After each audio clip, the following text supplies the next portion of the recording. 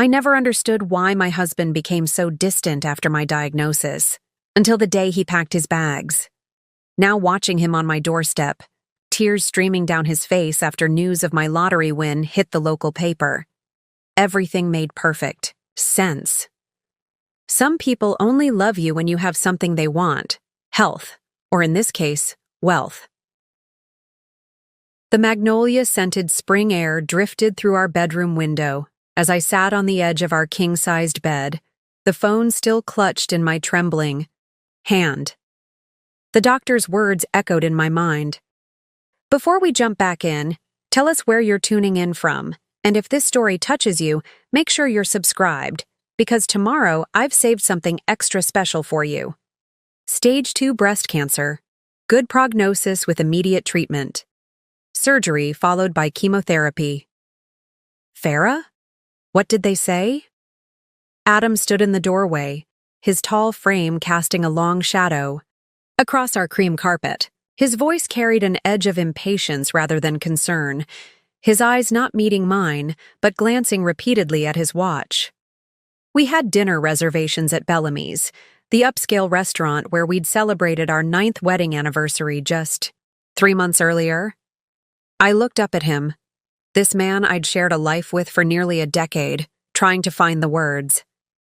How do you tell your husband, your supposed partner in sickness and in health, that your body has betrayed you, that the cells inside your breast have turned against you, multiplying with a vengeance that would require poison to stop?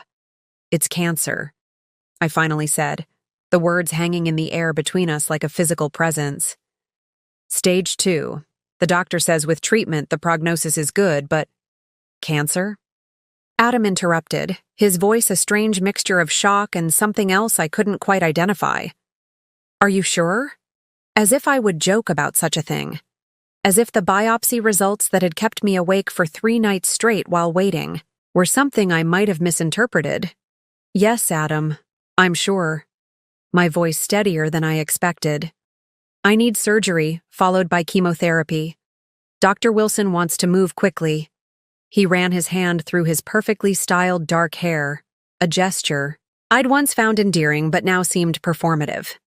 What about the Moreland Project? Of all the questions he could have asked, about my feelings, my fears, my treatment options, he asked about work.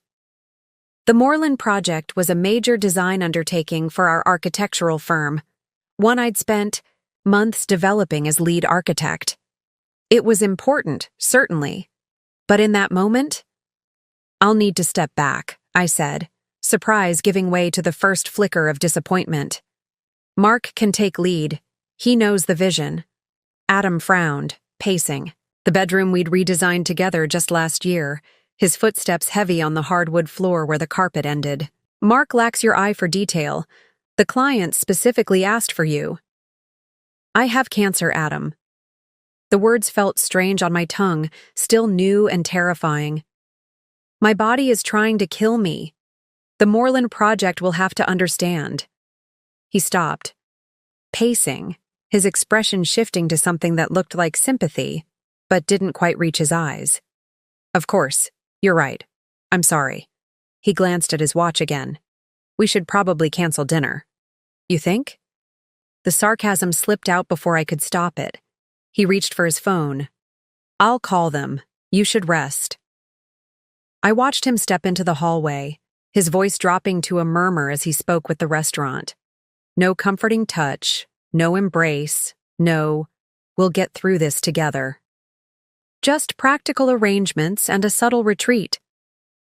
That night, as I lay awake staring at the coffered ceiling we'd splurged on during the renovation, Adam slept soundly beside me, his breathing deep and even. The distance between us, though only inches of Egyptian cotton, suddenly felt vast. I didn't know it then, but that distance would only grow in the coming weeks. The first changes were subtle. Adam began sleeping in the guest room, claiming my restlessness kept him awake, and he needed proper sleep to hold things together at the firm. He started coming home later, citing increased workload now that I was on medical leave. Our conversations, once flowing with easy familiarity, became stilted and brief, focused on practical matters rather than emotional support. My surgery was scheduled quickly, a lumpectomy that would remove the tumor while preserving as much breast tissue as possible. The night before the procedure, I found myself alone in our kitchen at 2 a.m., anxiety keeping sleep at bay. The sound of the front door opening startled me. Adam appeared in the kitchen doorway, the faint scent of unfamiliar perfume clinging to his jacket. "You're still up," he said, more statement than question. "Surgery tomorrow," I replied, not asking where he'd been or why he smelled like someone else. Some questions feel dangerous once formed into words. "Right." He nodded, opening the refrigerator and grabbing a bottle of water. "What time should we leave?" "We need to be there at 6 a.m.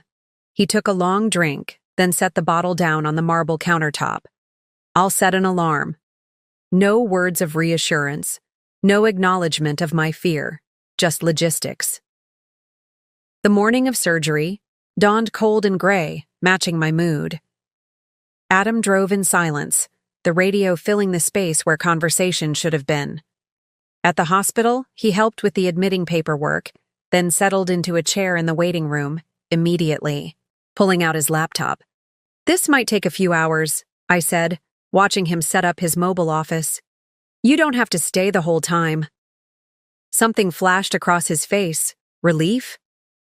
"I've got the Peterson presentation to finish anyway. Call me when you're in recovery. My..." Sister Stella arrived just as they were preparing to take me back, her red hair flying wild around her face, eyes bright with concern. "I'm so sorry I'm late. Traffic was a nightmare." She embraced me tightly, careful of the IV in my arm. "How are you feeling?" "Scared," I admitted, the word easier to say to her than to my own husband. She squeezed my hand. "That's normal. But you're strong, Farah. Stronger than you realize." From the corner of my eye, I saw Adam shift uncomfortably in his chair. "Adam."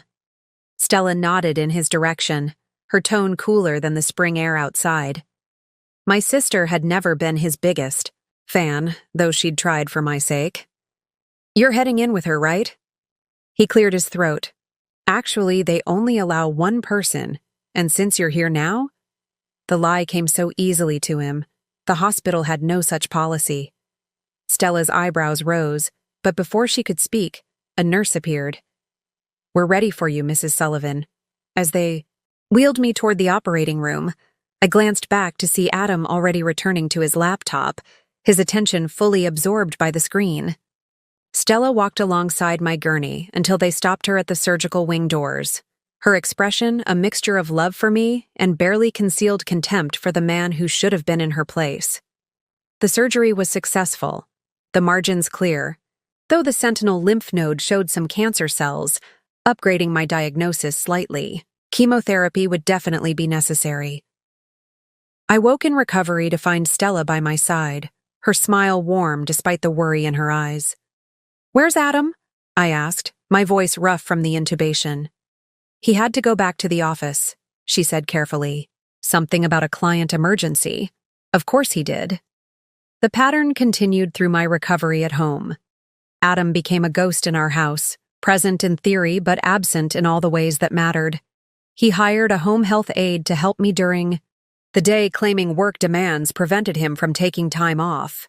The aide, a kind-hearted woman named Marta, provided more emotional support in her 8-hour shifts than Adam did in his brief appearances.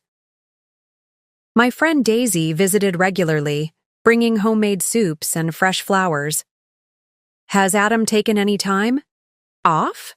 she asked one afternoon, arranging tulips in a crystal vase as I rested on the living room sofa. "He's very busy," I replied, the excuse sounding hollow even to my own ears. Daisy's expression remained neutral, but her eyes revealed her thoughts. Reed would drag himself to work on his deathbed, but even he took 2 weeks off when I had my gallbladder removed. I changed the subject. 2 weeks after surgery, I had my first appointment with the oncologist to discuss chemotherapy. Adam had a meeting he couldn't reschedule, so Stella accompanied me instead. Preparing and narrating this story took us a lot of time, so if you are enjoying it, subscribe to our channel. It means a lot to us. Now back to the story. Dr. Martinez, a petite woman with kind eyes and a no-nonsense manner, laid out my treatment plan. 16 weeks of chemotherapy, followed by radiation. "You'll likely lose your hair," she explained gently. "And there may be other side effects: fatigue, nausea, potential fertility impacts." I nodded, trying to absorb it all while fear crept up my spine. "What about work?" I asked, thinking of the firm, of the Moreland project that Adam was so concerned about. "Some patients can work part-time during treatment," Dr. Martinez said. "But listen to your body. Pushing yourself too hard can compromise your immune system." Stella squeezed my hand. "Work can wait. Getting better can't." That evening, I sat Adam down in our living room to discuss the treatment plan. He listened, nodding occasionally, his eyes darting to his phone whenever it buzzed with notifications. "I'll probably lose my hair," I said, watching his face carefully. "The doctor says there are good wigs available, but whatever you need." He interrupted, not unkindly, but with the air of someone checking off a task list. "We have good insurance." "It's not just about the wig, Adam." My voice caught. "I'm scared about how different I'll look, how different I'll feel." He reached across the sofa and patted my hand awkwardly. "You'll still be you." But would I? And would that be enough for him? The question lingered unasked. My first chemotherapy session was scheduled for a Tuesday morning. Adam had an unavoidable client meeting, so Gemma, my oldest friend since college, took me instead. As we sat in the infusion center, the toxic cocktail designed to save my life dripping slowly into my veins, Gemma chatted about everything and nothing, keeping my mind off the poison and what was to come. "Have you thought about a wig?" she asked. "We could make it fun. Try styles you've never dared before. Always wanted to be a redhead? Now's your chance." I smiled despite myself. "Maybe something wildly different. Platinum blonde?" "You'd rock it," she assured me, then hesitated. "How's Adam handling everything?" I stared at the IV in my arm. "He's adjusting." Gemma's silence spoke volumes. The side effects hit 3 days. Later. Violent nausea that left me curled around the toilet bowl. Bone-deep fatigue that made even lifting my head from the pillow a Herculean task. And a strange metallic taste that made everything I tried to eat taste like copper pennies.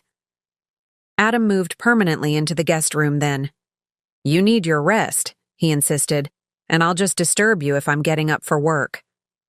A week later, clumps of my chestnut hair began coming out in the shower. I watched the strands circle the drain, tears mixing with the water streaming down my face. That evening, I asked Adam to help me shave my head, to take control of at least this one aspect of what was happening to me. "I don't think I can," he said, not meeting my eyes. "Maybe Stella or Daisy can help?" I called Stella, who came immediately with clippers borrowed from her husband. She sat me in a kitchen chair draped with a sheet and gently, lovingly, removed what remained of my hair, telling me how beautiful my perfectly shaped head was, how my eyes looked even more striking now. When she finished, I studied my reflection. In the handheld mirror, a stranger stared back, pale and alien, skull-like without the frame of hair I'd had my entire life. Adam walked into the kitchen, stopped short at the sight of me, and mumbled something about needing to make a call before retreating to his office. That night, I heard him on the phone through the wall, his voice low but intense. "I can't do this. It's not what I signed up for. She's not even herself anymore." The words cut deeper than any surgeon's scalpel. 2 days later, I was sitting at the kitchen island attempting to eat dry toast, one of the few things that didn't immediately trigger nausea, when Adam appeared in the doorway, a suitcase in hand. Need to talk, Farah." I stared at the suitcase in Adam's hand, the expensive leather weekender we'd bought together during our trip to Italy 3 years earlier. My stomach dropped not from the chemo this time, but from the unmistakable meaning of packed bags on a Tuesday morning. Talk? I repeated, my voice barely a whisper. About what? He set the suitcase down with deliberate care, as if the sound of it hitting our travertine floor might shatter something beyond repair. Perhaps it already had. This isn't working, Farah, he said, his voice carrying a practiced tone that told me he'd rehearsed this speech. I've tried, but I can't. I'm not built for this kind of situation. I clutched my bathrobe tighter around my frail body, suddenly aware of how vulnerable I looked. Pale, bald, 20 pounds lighter than when we'd renewed our vows on our 5th anniversary. What kind of situation? I asked, though I knew. The in sickness part of our vows? He flinched, the first genuine reaction I'd seen from him in weeks. That's not fair. Not fair? I almost laughed. What wasn't fair was the cancer eating away at my body.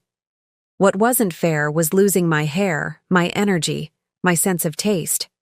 What wasn't fair was my husband, the man who had promised to stand by me through anything, now standing before me with a packed bag. Then explain it to me, Adam, I said, surprising myself with the steadiness in my voice. Help me understand what could possibly be more important than supporting your wife through cancer treatment. He looked at the floor, the wall, the ceiling, anywhere, but at me. I'm not leaving because of your cancer. It's more complicated than that. Then uncomplicate it for me. He sighed, finally meeting my eyes. We've been growing apart for a while now, Farah. Even before the diagnosis. The firm, the Moreland Project.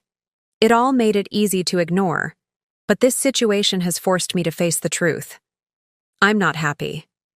I haven't been for some time. The toast I'd been struggling to eat turned to ash in my mouth. Growing apart? Was that what he called it when one person silently withdraws while the other remains fully committed? And my cancer diagnosis was just... What? Convenient timing for you to finally admit it? His jaw tightened. That's not what I'm saying. Then what are you saying, Adam? Because from where I'm sitting, weak from chemotherapy, fighting for my life, it looks very much like you're abandoning me when I need you most. He ran his hand through his hair, that familiar gesture now infuriating in its familiarity. I can't be the person you need right now. I've tried, but I just can't. You deserve someone who can support you properly through this. And you've decided that person isn't you. It wasn't a question. I've already talked to Mark about buying out my share of the firm, he continued, as if discussing a business transaction rather than the dismantling of our life together. The paperwork should be finalized next week. The house is in both our names, so we'll need to figure that out eventually, but I think you should stay here during your treatment. How considerate. He wouldn't make me move while undergoing chemotherapy. Should I be grateful? Where will you go? I asked, hating that I still cared. Reed has a rental property that's vacant. I'll stay there until I figure out next steps. Reed, Daisy's husband, so they knew already.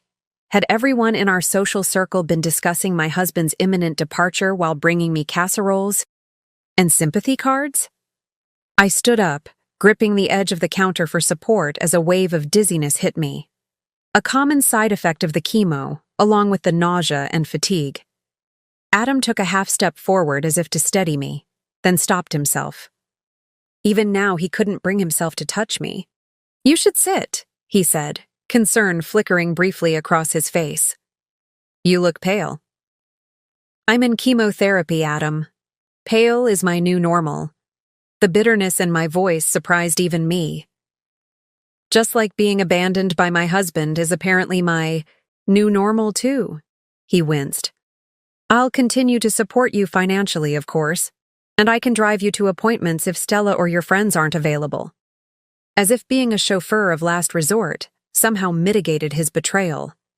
I looked at him, really looked at him, and for the first time saw not the man I'd fallen in love with, but a stranger wearing a familiar face.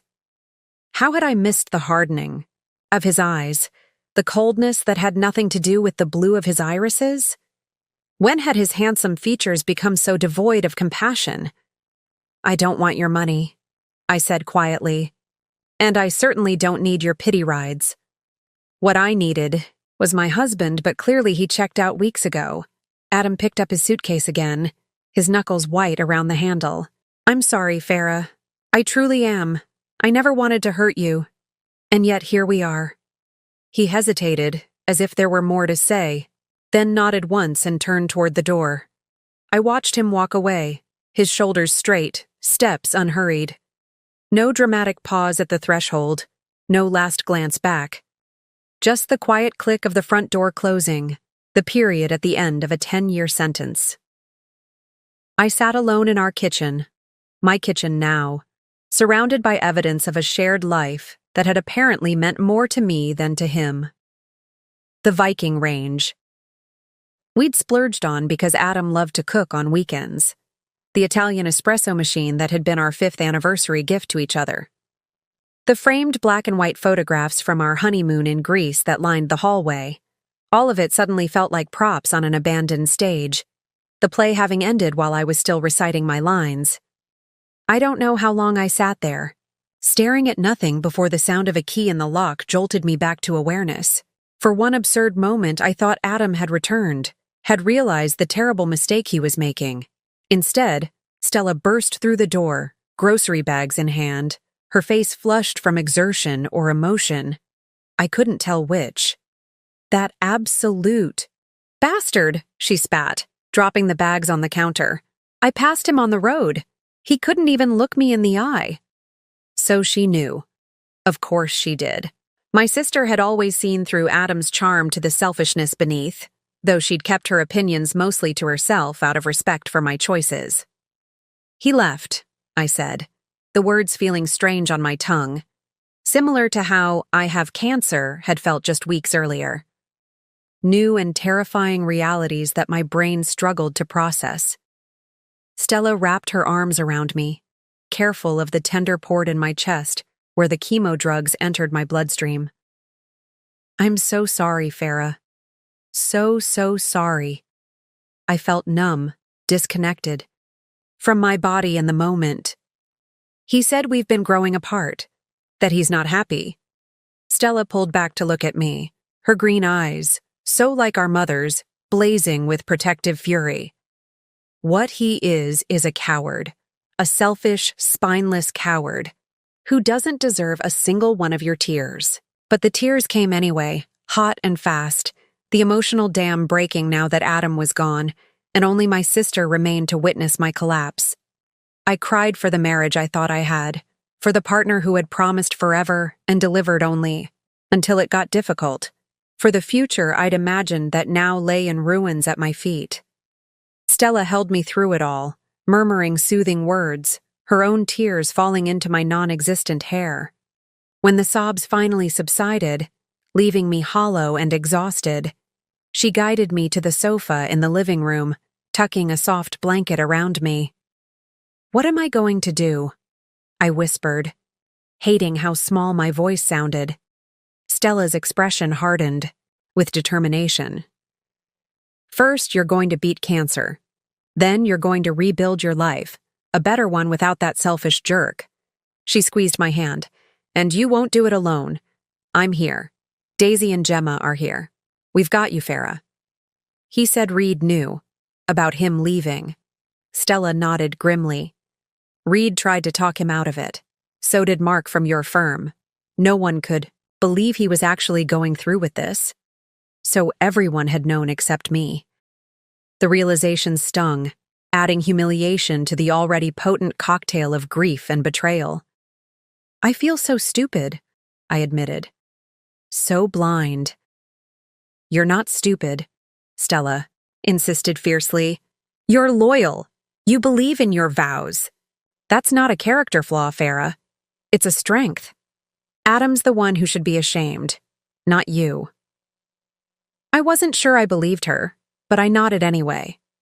The chemo fatigue was creeping up again, making my eyelids heavy and my thoughts sluggish.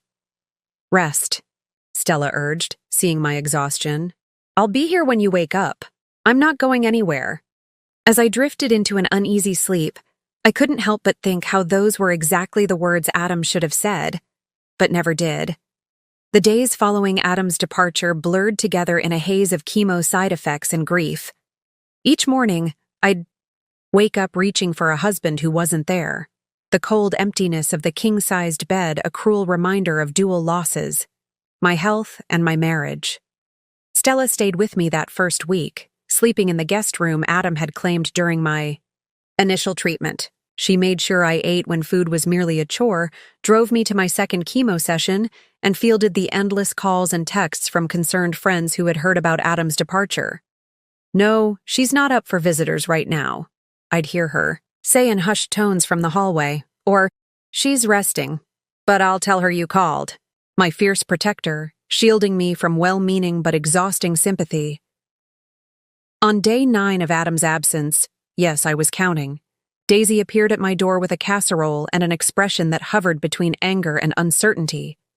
I didn't know if you'd want to see me, she said, standing awkwardly on the porch. Given that Reed knew, I stepped back to let her in. "You're not responsible for your husband's actions, or mine." Her relief was palpable as she followed me into the kitchen, setting the casserole on the counter. Reed tried to talk him out. Of it, Farah. We all did. All? I turned to face her, suddenly alert. Who exactly is all, Daisy? She looked down, fingers nervously tracing patterns on the marble countertop. Me? Reed? Mark from your firm? A few others from your social circle. Adam had been talking about leaving for weeks. He'd made up his mind. But Reed thought if enough people confronted him, he might reconsider. The betrayal deepened like a knife twisting in my chest. Weeks. Adam had been planning his exit for weeks, discussing it with our friends while I fought. For my life, oblivious to the social drama unfolding around me. When? My voice was surprisingly steady. When did he first mention leaving? Daisy's discomfort was visible, but I needed answers more than I needed to spare her feelings. The night after your diagnosis, she admitted finally. He called Reed, very upset, said he wasn't equipped to handle this kind of crisis, that your careers had already been creating distance between you. The night after my diagnosis, while I'd lain awake terrified about surgery and cancer and an uncertain future, my husband had been plotting his escape. Did he mention someone else? The question that had been lurking in the corners of my mind finally pushed its way out. Daisy's eyes widened. What? No, at least not to us. He just kept saying he couldn't handle the stress, that he'd been unhappy for a while, and this was forcing him to face it. She hesitated. Do you think there's someone else? The perfume on his jacket that night, before my surgery, the late-night phone calls, the rapid withdrawal of physical affection, all the signs had been there, but I'd been too consumed by my cancer battle to connect them. I don't know, I said honestly. But I intend to find out. That afternoon, after Daisy left, I did something I'd never done in 10 years of marriage. I called Hank Miller, an old college friend who'd become a private detective. We'd kept in loose contact over the years, occasional birthday messages and Christmas cards, but nothing close. Still, when I explained my situation, he agreed to meet me the next day. Hank arrived at precisely 2 p.m., looking much the same as he had in college, tall and lanky with observant hazel eyes and a quiet demeanor that made people underestimate his intelligence. "You look good, Farah," he said as I let him in. The lie so kind I almost smiled. I did not look good. I looked like a cancer patient whose husband had just abandoned her, gaunt, pale, and bald beneath the silk scarf Stella had tied around. My head? No, I don't, I replied, leading him to the living room. But thanks for the attempt. He settled into the armchair across from me, his expression turning professional. So you want me to look into your husband's activities? I need to know if there's someone else, Hank. I twisted the wedding ring I still wore out of habit. It won't change the outcome. We're done regardless. But I need the truth. Hank nodded, understanding without judgment. Start from the beginning. When did you first notice changes in his behavior? For the next hour, I laid out the timeline. Adam's gradual withdrawal after my diagnosis, the late nights, the distance, the perfume, all culminating in his departure 9 days earlier. Hank took notes, occasionally asking clarifying questions, in his methodical way. What about joint finances? He asked. Any unusual withdrawals or transfers before he left? I hadn't even thought to check. Cancer and chemo had consumed all my attention, leaving little energy for financial vigilance. I don't know. We have separate accounts for personal expenses, but a joint account for household costs. And investments together, of course. You should look into that right away, Hank advised. Even if he's not involved with someone else, people planning to leave marriages often start moving assets. The suggestion sent a chill through me. Would Adam have gone that far? Stolen from me while I was fighting cancer? After Hank left with Adam's photo and a list of his usual haunts, I dragged my laptop to the sofa and logged into our online banking accounts. What I found made my blood run cold. Over the past month, Adam had been systematically transferring money from our joint account to his personal account, small amounts that wouldn't immediately raise flags, but which added up to nearly $45,000. More disturbingly, he'd liquidated his portion of our investment portfolio just 3 days before leaving, withdrawing almost $200,000 without a word to me. My hands trembled as I scrolled through the transaction history. This wasn't just abandonment, it was calculated financial betrayal. He'd been planning his escape route while sitting beside my hospital bed. I called Stella immediately. I need a lawyer, I said when she answered. A good one. Specifically, a divorce attorney who won't be intimidated by Adam's legal connections. What happened? Her concern was immediate. He's been moving money, Stella. Lots of it. While I was throwing up from chemo and losing my hair, my husband was emptying our accounts. Her stream of creative profanity would have made a sailor blush. When she finally calmed down, she said, I know someone, Caroline Winters. She specializes in high-conflict divorces, and she's absolutely ruthless when the situation calls for it. Perfect. Set it up as soon as possible. 2 days later, I sat in Caroline Winters' sleek downtown office, surrounded by the trappings of legal success, law degrees from prestigious universities, awards for excellence, photographs with well-known judges. Caroline herself was a formidable presence, mid-50s, impeccably dressed, with sharp eyes that missed nothing. Mrs. Sullivan, I've reviewed your financial records and preliminary information, she began, her voice brisk but not unkind. What your husband has done is not just morally reprehensible, it's legally actionable. I gripped the armrests of my chair. Can we get the money back? We can certainly try. The timing works in our favor. Courts don't look kindly on spouses who drain accounts immediately before leaving, especially when the other spouse is seriously ill. She leaned forward. But there's something else you should know. Something my paralegal discovered while doing background research on your husband. My stomach tightened with dread. What is it?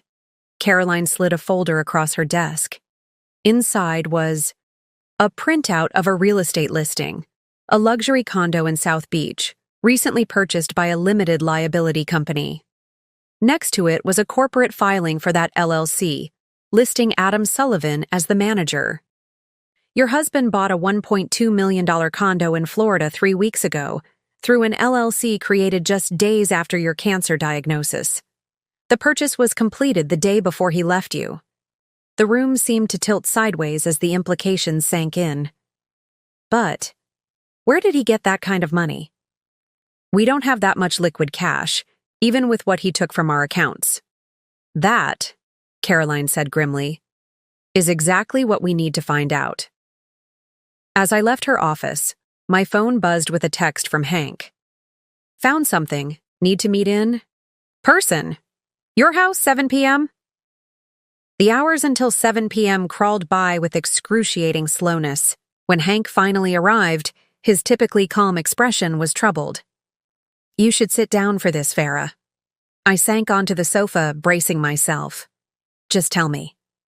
Hank pulled out his tablet and opened a photo gallery. I followed Adam for the past few days.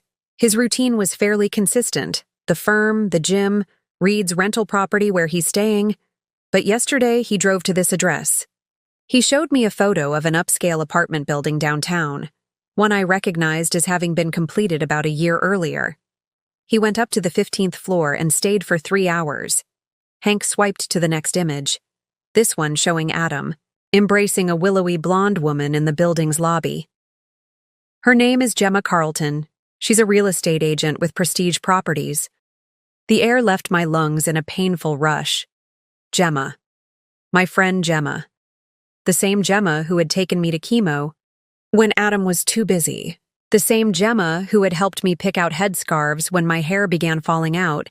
The same Gemma who had held my hand through the worst of the nausea and promised everything would be okay.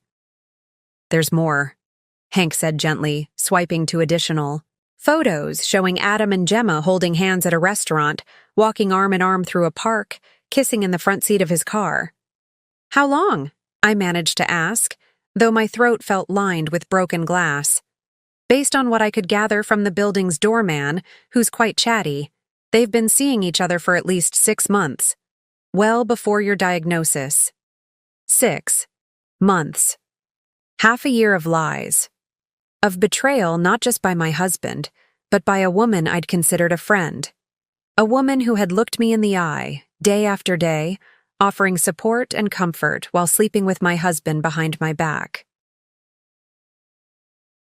The duel. Betrayal was almost too much to bear. I leaned forward, suddenly unable to catch my breath, the room spinning around me. "Farah?" Hank's voice seemed to come from very far away. "Farah, I'm calling an ambulance." As consciousness slipped away, my last coherent thought was that perhaps the cancer wasn't the thing trying hardest to kill me after all. The hospital ceiling came into focus slowly, the fluorescent lights too harsh for my pounding head. The steady beep of monitoring equipment provided a rhythmic backdrop to my confusion. Why was I here? The last thing I remembered was sitting in my living room with Hank, looking at photos of Adam and Gemma. The memory hit me with physical force, making me gasp. A nurse appeared in my field of vision, her expression professionally concerned. "Mrs. Sullivan? You're at Memorial Hospital. You collapsed at home. Your friend called an ambulance." I tried to speak, but my throat felt raw. The nurse offered a plastic cup of water with a straw, holding it while I took small sips. "What happened?" I finally managed. "Your blood pressure dropped dangerously low, and you were severely dehydrated. The oncology team has been consulted, given your ongoing treatment." She adjusted something on my IV line. "Dr. Wilson will be in shortly." I closed my eyes, processing. The physical collapse was almost a relief compared to the emotional one that had preceded it. My husband and my friend. Together. For months. While I battled cancer. The door opened, and Stella burst in, her face tight with worry. "Farah, thank God you're awake. Hank called me. He's in the waiting room. What happened?" As the words spilled out, Adam's affair with Gemma, the financial betrayal, the secret condo purchase, Stella's expression morphed from concern to white-hot fury. "That absolute monster!" she hissed, gripping the bedrail so tightly her knuckles went white. "Both of them. After everything you've been through. Mrs. Sullivan." Dr. Wilson entered, chart in hand, her normally warm manner slightly rigid. "You've given us quite a scare." The examination was brief, but thorough. The verdict: extreme stress combined with chemotherapy side effects and poor nutrition had created a perfect storm. My immune system, already compromised by treatment, couldn't handle the additional burden of emotional trauma. "We need to consider adjusting your treatment plan," Dr. Wilson said, her tone leaving no room for argument. Your body can't fight cancer effectively under these conditions. I can't stop chemo, I protested weakly. The cancer won't wait for my personal life to improve. No one's suggesting stopping treatment entirely, but perhaps a modified protocol, additional supportive medications. She paused, choosing her words carefully. And I'm going to strongly recommend psychological support. Cancer is hard enough. Without additional stressors. Additional stressors. Such a clinical term for having your life exploded from multiple directions simultaneously. After Dr. Wilson left, Stella helped me sit up, adjusting pillows behind my back. You're coming to stay with me when they discharge you, she announced. No arguments. I can't impose. It's not an imposition. It's what family does. Her eyes welled with tears. Let me do this, Farah. Please. I couldn't protect you from Adam's betrayal or from cancer, but I can at least make sure you're not alone through it. Too exhausted to argue, I nodded. Just until I'm stronger. The hospital kept me for 3 days, pumping me full of fluids and nutrients, monitoring my heart function, and adjusting my medications. My oncologist conferred with specialists, developing a modified chemotherapy regimen that would hopefully be easier on my depleted system while still effectively fighting the cancer. Adam didn't call, didn't visit, didn't even send a message asking if I was all right. His absence spoke volumes about how completely he had detached himself from my life and well-being. Gemma, on the other hand, had the audacity to send flowers, a tasteful arrangement, of lilies with a card expressing concern and hopes for my speedy recovery. No mention of her betrayal, no acknowledgement of her role in my collapse. Stella intercepted the delivery, read the card, and promptly dumped the entire arrangement in the hospital trash. You don't need her fake sympathy, my sister said when I asked about the commotion I'd heard in the hallway. Not now, not ever. On the afternoon of my 3rd day in the hospital, Caroline Winters appeared in my room, briefcase in hand, looking as impeccable as she had in her office despite the institutional setting. I don't typically make hospital visits, she said, pulling a chair close to my bed. But given the circumstances, I thought you should know right away. We've filed for an emergency freeze on all your joint accounts and investments. A judge granted the order this morning. For the first time in days, I felt a glimmer of something other than despair, a small spark of satisfaction. So Adam can't take any more money? Not from your joint assets, no. And we've initiated proceedings to recover what he's already transferred. She opened her briefcase, removing a slim folder. But that's not the only reason I'm here. My investigative team has been looking into the Florida condo purchase. We needed to determine where the money came from, since it exceeded what he'd taken from your joint funds. I steeled myself. And? The purchase was partially financed through a mortgage, but the down payment, nearly $500,000, came from an account at First Meridian Bank, opened 6 months ago under the name of the LLC he created. Something cold settled in my stomach. We don't bank at First Meridian. No, you don't. But Prestige Properties does. It's where they maintain their commission escrow accounts. The implication hung in the air between us. Are you saying Gemma stole from her employer to help Adam buy this condo? Caroline shook her head. Not exactly.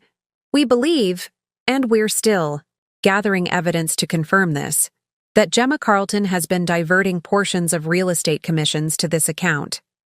Possibly by manipulating transaction records to show lower sales prices to her firm while collecting the full commission directly from clients. That's illegal, isn't it? Highly. It's fraud, embezzlement, possibly tax evasion. Caroline's expression was grim but satisfied. If our suspicions are correct, your husband and his girlfriend could be facing criminal charges in addition to civil liability. The information should have brought satisfaction, I suppose. Instead, I felt hollow, thinking of the woman who had held my hand through chemo, A thief. The man I'd built a life with. A criminal conspirator. What happens now? I asked, suddenly exhausted again. Now we continue building our case. I've engaged forensic accountants to trace all financial transactions. I've also filed a formal complaint with the Real Estate Commission regarding Ms. Carlton's suspicious activities. Caroline closed her folder with precision. In the meantime, focus on your health, Mrs. Sullivan. Let me handle the legal battle. After she left, I lay back against the pillows, trying to process everything. Part of me wanted to curl into a ball and disappear, to let the weight of betrayal and illness crush me completely. It would be easier than fighting. Fighting cancer. Fighting for what was rightfully mine. But another part of me, a part I barely recognized, simmered with something new. Not just anger, though there was plenty of that. Something cooler, more focused. A determination that had nothing to do with saving my marriage and everything to do with saving myself. When Hank visited that evening, I was sitting up in bed, a legal pad balanced on my knees, making notes. "You look better," he observed, setting a small potted plant, not flowers, thankfully, on the windowsill. "More present." "I need everything you can find on Adam and Gemma," I said without preamble. "Their schedules, their habits, the places they go. I want to know who else might be involved in whatever they're doing. I want to know who knew about their relationship and when they knew it." Hank studied me for a long moment. "This isn't just about the divorce anymore, is it?" "No," I admitted. "It's about justice, and maybe a little bit about revenge." I met his gaze steadily. "Does that make me a terrible person?" He sat in the chair Caroline had vacated hours earlier. "Considering what they've done? I'd say it makes you human." He pulled out a small notebook. "Tell me exactly what you want to know." For the next hour, we developed a strategy. Hank would continue surveillance, documenting their activities and interactions. He'd speak with staff at buildings where they spent time, cultivate sources who might provide useful information. Meanwhile, I would cooperate fully with Caroline's legal team while appearing, outwardly at least, to be focused solely on my health. "The element of surprise is important," I explained. "I want them to think I'm too sick, too broken to fight back. When they let their guard down, that's when we'll have the best chance of learning the full extent of their deception." Hank's expression was a mixture of concern and admiration. "Just remember to actually take care of your health, Farah. The best revenge plan in the world won't matter if you're not here to see it through." The wisdom in his words penetrated my newfound determination. He was right. My first battle had to be against the cancer. Everything else was secondary. "I promise," I said, and meant it. When Stella came to take me to her home the following day, she found me sitting fully dressed in a chair by the window, my hospital bag packed, a calm expression on my face. "You seem different," she observed as she helped me into her car. I gazed out at the hospital where I'd received my cancer diagnosis, where I'd learned of my husband's financial betrayal, where I'd begun to forge a new version of myself from the ashes of the old. "I am different," I replied. "I'm not just fighting cancer anymore, Stella. I'm fighting for my future. All of it." She glanced at me as she pulled into traffic. "Should Adam be worried?" For the first time in weeks, I smiled. A small, determined curve of my lips that held no warmth, but plenty of purpose. Adam should be terrified. He just doesn't know it yet. Stella's guest room became my sanctuary during the weeks that followed. Her modest craftsman home couldn't have been more different from the sleek modern house I'd shared with Adam. Warm wood tones instead of cool marble, cozy furnishings that invited relaxation rather than showcased design trends. There was something healing about the very ordinariness of the space. My modified chemotherapy regimen was still brutal, but marginally more manageable. The anti-nausea medications worked better, and the treatment schedule allowed more recovery time between sessions. Small victories, but I clung to them. 3 weeks after my hospital stay, I stood in front of Stella's bathroom mirror, studying my reflection. The woman who stared back was a stranger, bald, hollow-cheeked, with dark circles beneath eyes that had aged years and months. But there was something else there too, something in the set of my jaw and the clarity of my gaze that hadn't been there before. Determination, maybe, or resignation transformed into resolve. I traced the outline of my bare scalp with trembling fingers. My eyebrows had thinned dramatically, and my eyelashes were nearly gone. Cancer and chemotherapy had stripped away every physical attribute I'd once identified with femininity and attractiveness, and yet I was still here, still fighting. I will survive this, I whispered to my reflection. All of it. The cancer, the betrayal, the loss. It wasn't a question or a hope. It was a declaration, a promise to myself. The doorbell rang, interrupting my moment of resolve. Voices drifted up from downstairs, Stella greeting someone, the deeper tones of a male response. Curious, I wrapped my robe more tightly around my thin frame and made my way carefully down the stairs. Mark Wilson from the architectural firm stood in Stella's living room, looking uncomfortable but determined. My former colleague and Adam's business partner shifted his weight from foot to foot when he saw me. "Farah," he said, his voice gentle. "Thank you for seeing me. I know this isn't a good time, but—" "It's fine, Mark." I gestured to the sofa. "Please, sit." He perched on the edge of the cushion, his expression troubled. "I've been trying to work up the courage to come see you, to apologize." "For what?" "For not warning you about Adam. For not doing more to stop him." He ran a hand through his graying hair. I knew he was pulling away, making excuses about the Moreland project to cover for time spent with her. He couldn't bring himself to say Gemma's name. "I confronted him once, told him he needed to either recommit to your marriage or be honest with you. He promised he'd figure things out, but then your diagnosis came." I settled into an armchair across from him, suddenly exhausted. "It's not your responsibility to manage my husband's moral failings, Mark." "Maybe not. But as your friend, I should have done more." He reached into his jacket pocket and withdrew an envelope. "That's actually why I'm here. This isn't just an apology visit. It's a proposition." I raised what remained of my eyebrows. "A proposition?" "Adam's been pushing to sell his share of the firm, to me." Mark placed the envelope on the coffee table between us. "He's in a hurry, which means he's willing to accept less than full value. I think he needs cash for that Florida property the lawyers found." The mention of the condo made my stomach clench, but I kept my expression neutral. "And this concerns me how?" "I don't want to buy him out," Mark said simply. "I want you to." I stared at him, certain I'd misheard. "Me?" "His ownership stake represents 10 years of your shared life, Farah.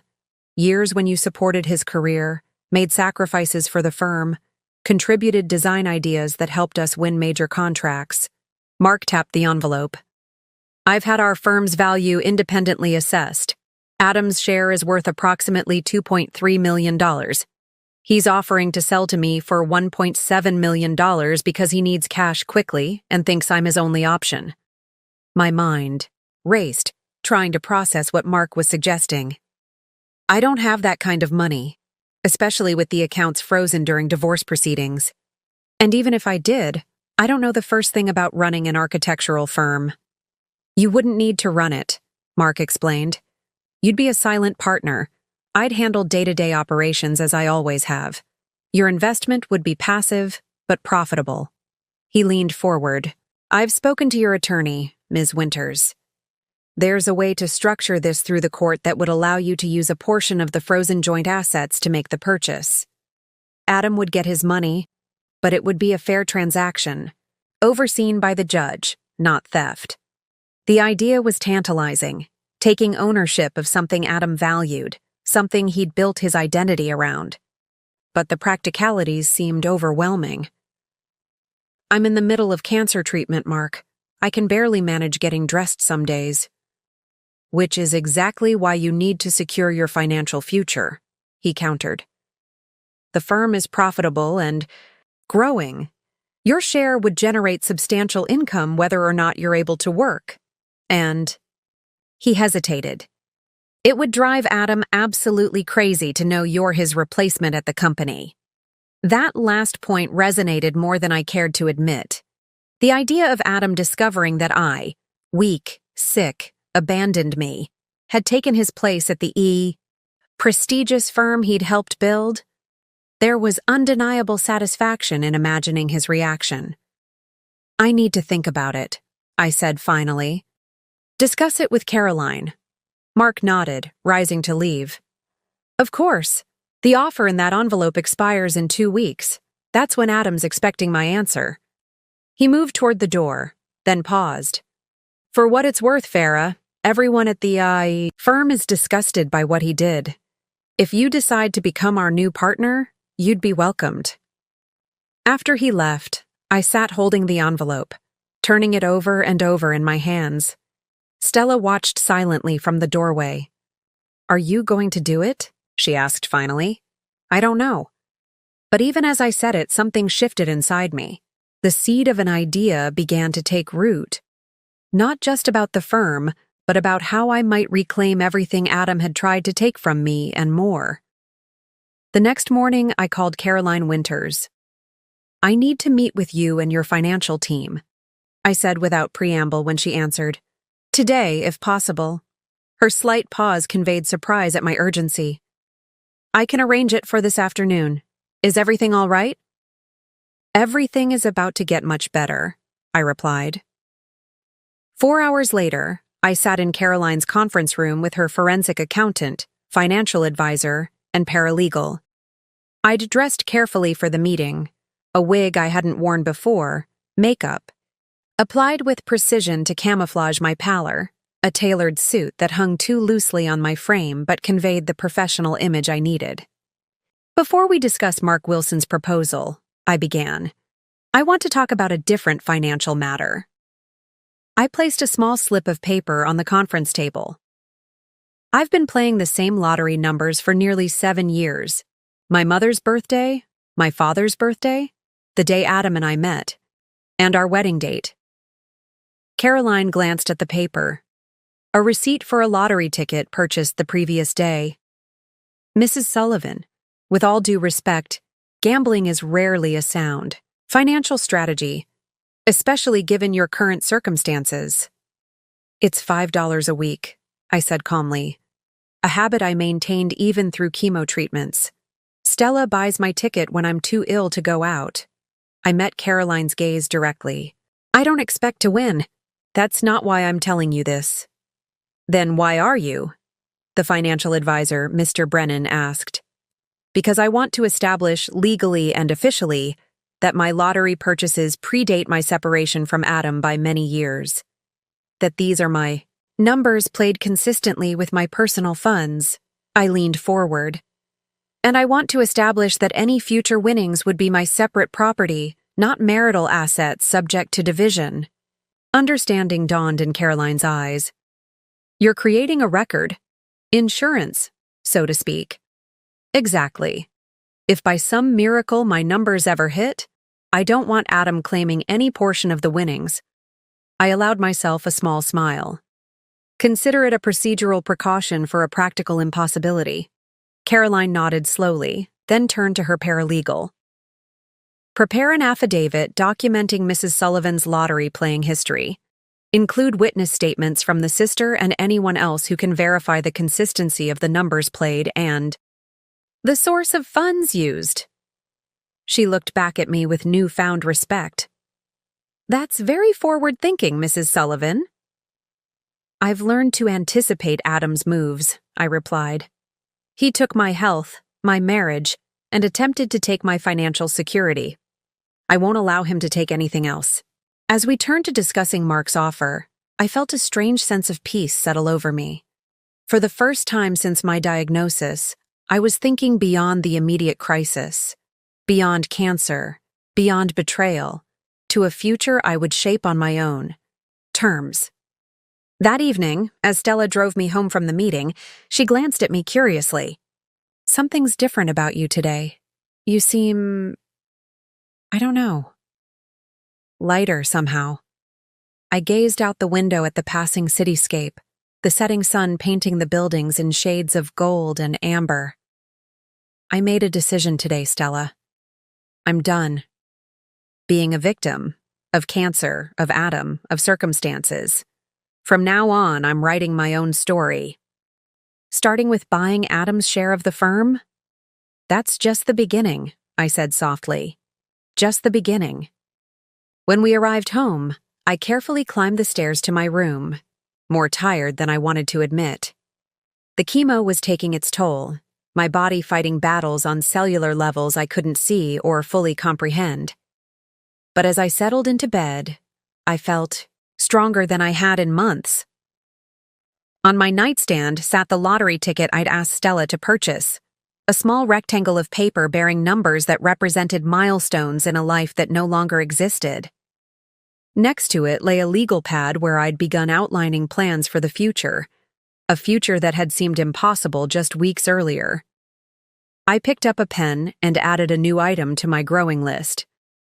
Open separate bank account for lottery winnings. Not because I actually expected to win, but because for the first time since Adam walked out, I was planning for possibilities rather than bracing for disasters. And that perhaps was its own kind of victory. The purchase of Adam's stake in the architectural firm was finalized with remarkable speed.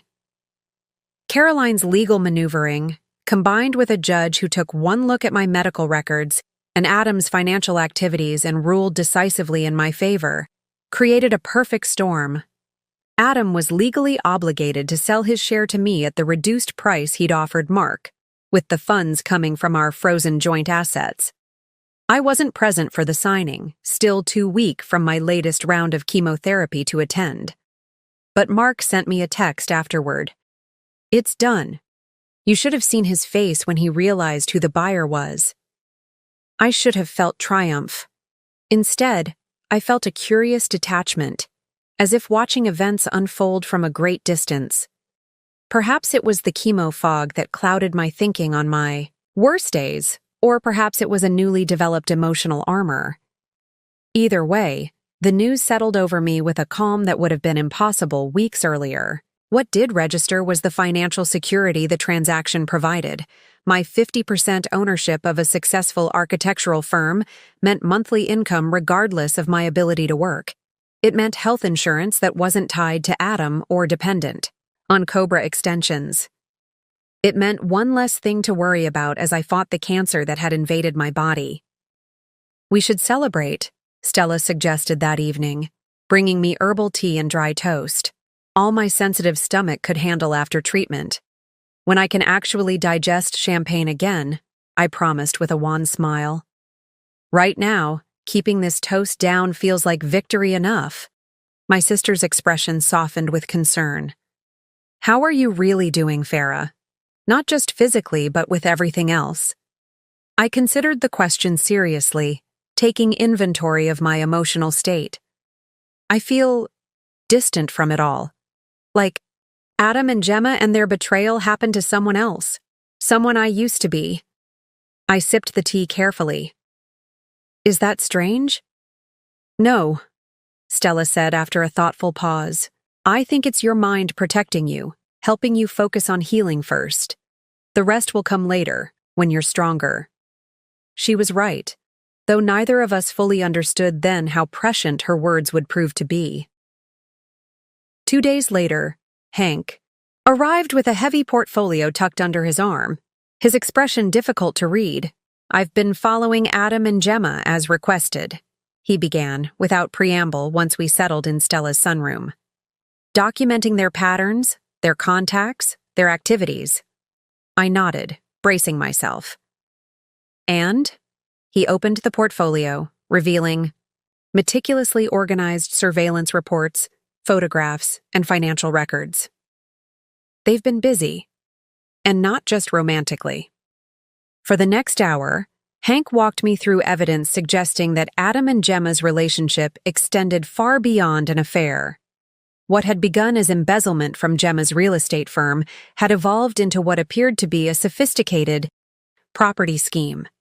They were using inside information to purchase properties before they hit the market, renovating them minimally, and flipping them to foreign investors at inflated prices. These investors never see the properties in person, Hank explained.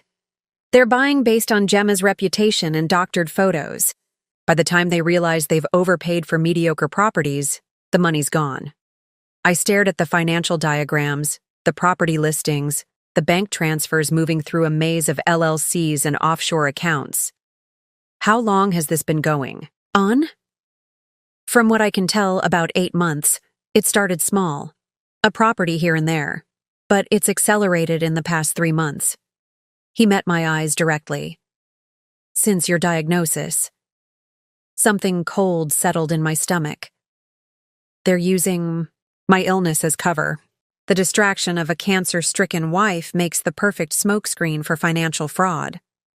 Hank didn't contradict me. The Florida condo appears to be their exit strategy. They've been moving funds there gradually, establishing local bank accounts, making connections in the Miami real estate market. They're planning to leave, I said, the realization dawning. Start over somewhere new with their ill-gotten gains. That would be my assessment. Yes. I leaned back in my chair, suddenly exhausted. This was bigger than a betrayal of marriage vows, bigger than an affair with a friend. This was calculated, criminal exploitation of investors, of Gemma's firm, and indirectly, of me and my cancer. What do you want to do with this information? Hank asked quietly. It was the question I'd been asking myself since discovering the affair. Exposure? Revenge? Justice? The options swirled in my chemo-addled brain, none quite right for the magnitude of what I'd learned. Nothing, I said finally. Not yet. Hank's eyebrows rose. Nothing? I need to think, to plan. I closed the portfolio with unsteady hands. And right now, I need to focus on surviving the next round of treatment. I met his concerned gaze. Will you keep watching them? Keep gathering evidence? Of course. He hesitated. But Farah, if they're planning to leave the country, they won't, I said, with a certainty I didn't entirely feel. Adam's too arrogant to run. He thinks he's untouchable. After Hank left, I retreated to my room, more drained than I wanted to admit. The weight of what I'd learned pressed down on me, making it difficult to breathe. I needed space, not just physical distance, but emotional and mental room to process everything. The next morning, I made a decision that surprised even me. I need to go away for a while, I told Stella over breakfast. Somewhere quiet, where I can focus entirely on healing. Her spoon paused halfway to her mouth. Away? Where? Dad's cabin on Lake Windermere. Our father's rustic vacation home was hardly the luxurious retreat most cancer patients might choose. Remote and simple, it offered basic comforts but little else. No nearby shopping, minimal internet connection, and a good 30-minute drive to the nearest hospital. Are you sure that's wise? Stella's concern was evident. You're still in active treatment. I've spoken with Dr. Wilson. She's arranging for my treatments to continue at Memorial Regional. It's only an hour from the cabin. I pushed my barely touched oatmeal away. I need this, Stella. I need to disappear for a while, to find my center again without constantly reacting to Adam's latest moves or fielding well-meaning but exhausting support from friends. My sister studied me for a long moment. You're withdrawing. I'm regrouping, I corrected gently. There's a difference. 2 days later, with Dr. Wilson's reluctant blessing and a trunk full of medical supplies, nutrition shakes, and comfortable clothes, I followed Stella's car up the winding road to Lake Windermere. The early autumn air held a crispness that filled my lungs with something close to pleasure for the first time in months. The cabin was exactly as I remembered from childhood summers: rustic pine walls, sturdy furniture built for comfort rather than style, and windows that framed the lake like living paintings. A hint of wood smoke lingered from previous visitors, mingling with the scent of pine and clean air. "I've stocked the refrigerator and pantry," Stella said, carrying my lightest bag inside. "The freezer has meals prepped for days when you don't feel up to cooking. Dad had the generator service last month, so you shouldn't lose power even if there's a storm." She set my bag down, her expression troubled. "Are you absolutely sure about this, Farah? Being here alone during treatment." "I won't be completely alone," I reminded her. "Hank will check in every few days and you'll be here weekends. The neighbors are year-round residents, and they have my contact information." I moved to the window, drawing strength from the serene lake view. "I need this, Stella. Space to heal without constantly navigating other people's feelings about my situation." She nodded reluctantly. "Promise you'll call if anything, and I mean anything, feels off. Day or night." "I promise." After a thorough review of my medication schedule, emergency contacts, and treatment transportation plan, Stella finally departed. The sound of her car fading into the distance until only the rustle of leaves and lap of lake water against the shore remained. For the first time in months, I was truly alone. No well-meaning sister hovering nearby, no medical professionals monitoring my vitals, no invisible presence of Adam's betrayal permeating familiar spaces. Just me, the cabin, and the quiet certainty that whatever came next, I would face it on my own terms. That evening, wrapped in a quilt on the cabin's screened porch, I watched the sunset paint the lake in shades of amber and rose. My phone sat silent beside me, deliberately set to "Do Not Disturb." The only exceptions were Stella, Hank, Dr. Wilson, and Caroline Winters, the small circle of people I still trusted completely. This strategic withdrawal wasn't about hiding or giving up. It was about creating space for myself away from the chaos Adam had created. Away from the well-meaning but exhausting sympathy of friends. Away from the constant reminders of what I'd lost and what still threatened to take even more from me. Here, among the pine trees and beside the lake where I'd spent childhood summers learning to swim and sail, I would reconnect with the core of who I was before cancer, before Adam, before all of it. Here, I would build myself back, cell by cell if necessary, into someone stronger than the woman who had been so thoroughly betrayed. I pulled out the journal I'd brought, opening to the first blank page. At the top, I wrote a single word: rebirth. Because that's what this was. Not an ending or a retreat, but the beginning of something new. The old Farah, the one who had built her identity around being Adam's wife and a successful architect, was gone. Cancer and betrayal had seen to that. But from those ashes, someone new would emerge. I didn't yet know who that person would be. I only knew she would be stronger, wiser, and completely her own. As darkness settled over the lake, I made my way inside, tidying up with what little energy I had left. On the rustic dining table, I placed the folder containing all the documentation of Adam and Gemma's activities, my lottery ticket secure in its inner pocket. Then I added my medications, arranged in their weekly organizer, visible reminders of the battles I was fighting on multiple fronts. Tomorrow would bring another chemotherapy session, another day of physical struggle. But here, in this quiet space I'd claimed for myself, I would face each challenge one at a time, without the added burden of maintaining appearances or managing others' expectations. This withdrawal was not surrender. It was strategic redeployment. And when I emerged, when my body had healed and my spirit had rekindled, Adam would discover that the woman he'd discarded was gone. In her place would be someone he never saw coming. Days at the lake cabin fell into a rhythm dictated by my treatments and recovery cycles. Mondays meant chemotherapy at Memorial Regional, followed by 2 days of intense fatigue and nausea. By Thursday, I'd usually regained enough strength to take short walks along the lakeshore. Weekends brought Stella's visits, carrying news from the outside world I'd temporarily abandoned. During those first few weeks of self-imposed exile, I slept more than I had since childhood. Deep, healing sleep uninterrupted by the constant low-grade anxiety that had plagued me in the city. When not sleeping, I spent hours on the porch watching the lake's changing moods, from morning mist rising off the water to afternoon sunlight dancing across its surface to evening stillness under starry skies. "You look better," Dr. Wilson commented, during my 4th treatment at Memorial Regional. "Your blood counts are improving too." I nodded, too tired for extensive conversation but aware of the truth in her words. The strategic withdrawal was working, not miraculously, not instantaneously, but steadily. My body was responding to the combination of medical intervention and mental peace.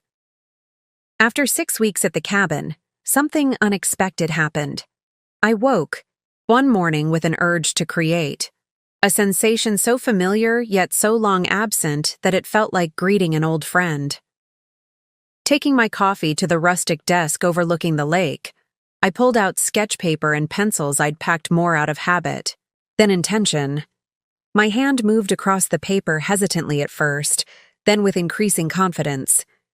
Not architectural drawings as I'd expected, but fluid lines capturing the cabin's relationship to the landscape, the way morning light filtered through pine branches, the perfect reflection of mountains in still water.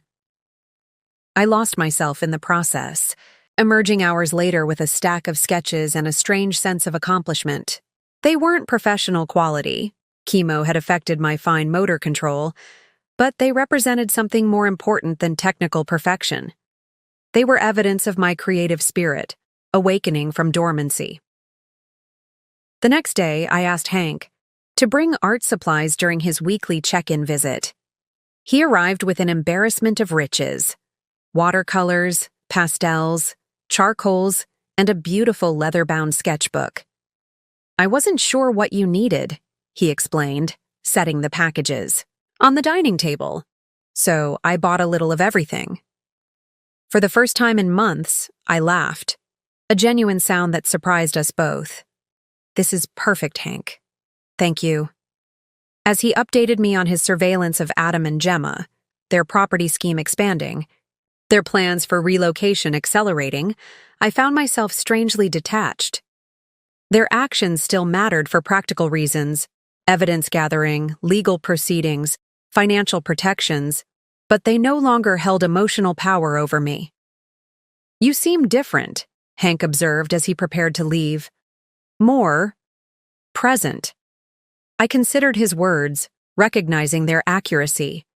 I'm finding myself again. Pieces I thought were lost for good. After he left, I opened the watercolors, experimenting with capturing the afternoon light on the lake. The results were amateur at best, but the act itself felt profoundly healing, creating beauty after so much ugliness, building something new after so much destruction. Art became my daily practice, as essential to my recovery as medications and nutrition shakes. I worked primarily in watercolors, drawn to their unpredictability and flow, the way they required both control and surrender, much like the healing process itself. During my better weeks, I began venturing into the small town near the lake. The local bookstore became a favorite haunt, its creaky wooden floors and ceiling-high shelves offering literary escape on days when my body kept me close to home. The owner, a silver-haired woman named Eleanor, never commented on my obvious illness, treating me instead with the matter-of-fact kindness I found myself craving. "I've set aside some art instruction books," she told me one afternoon, placing a stack on the counter.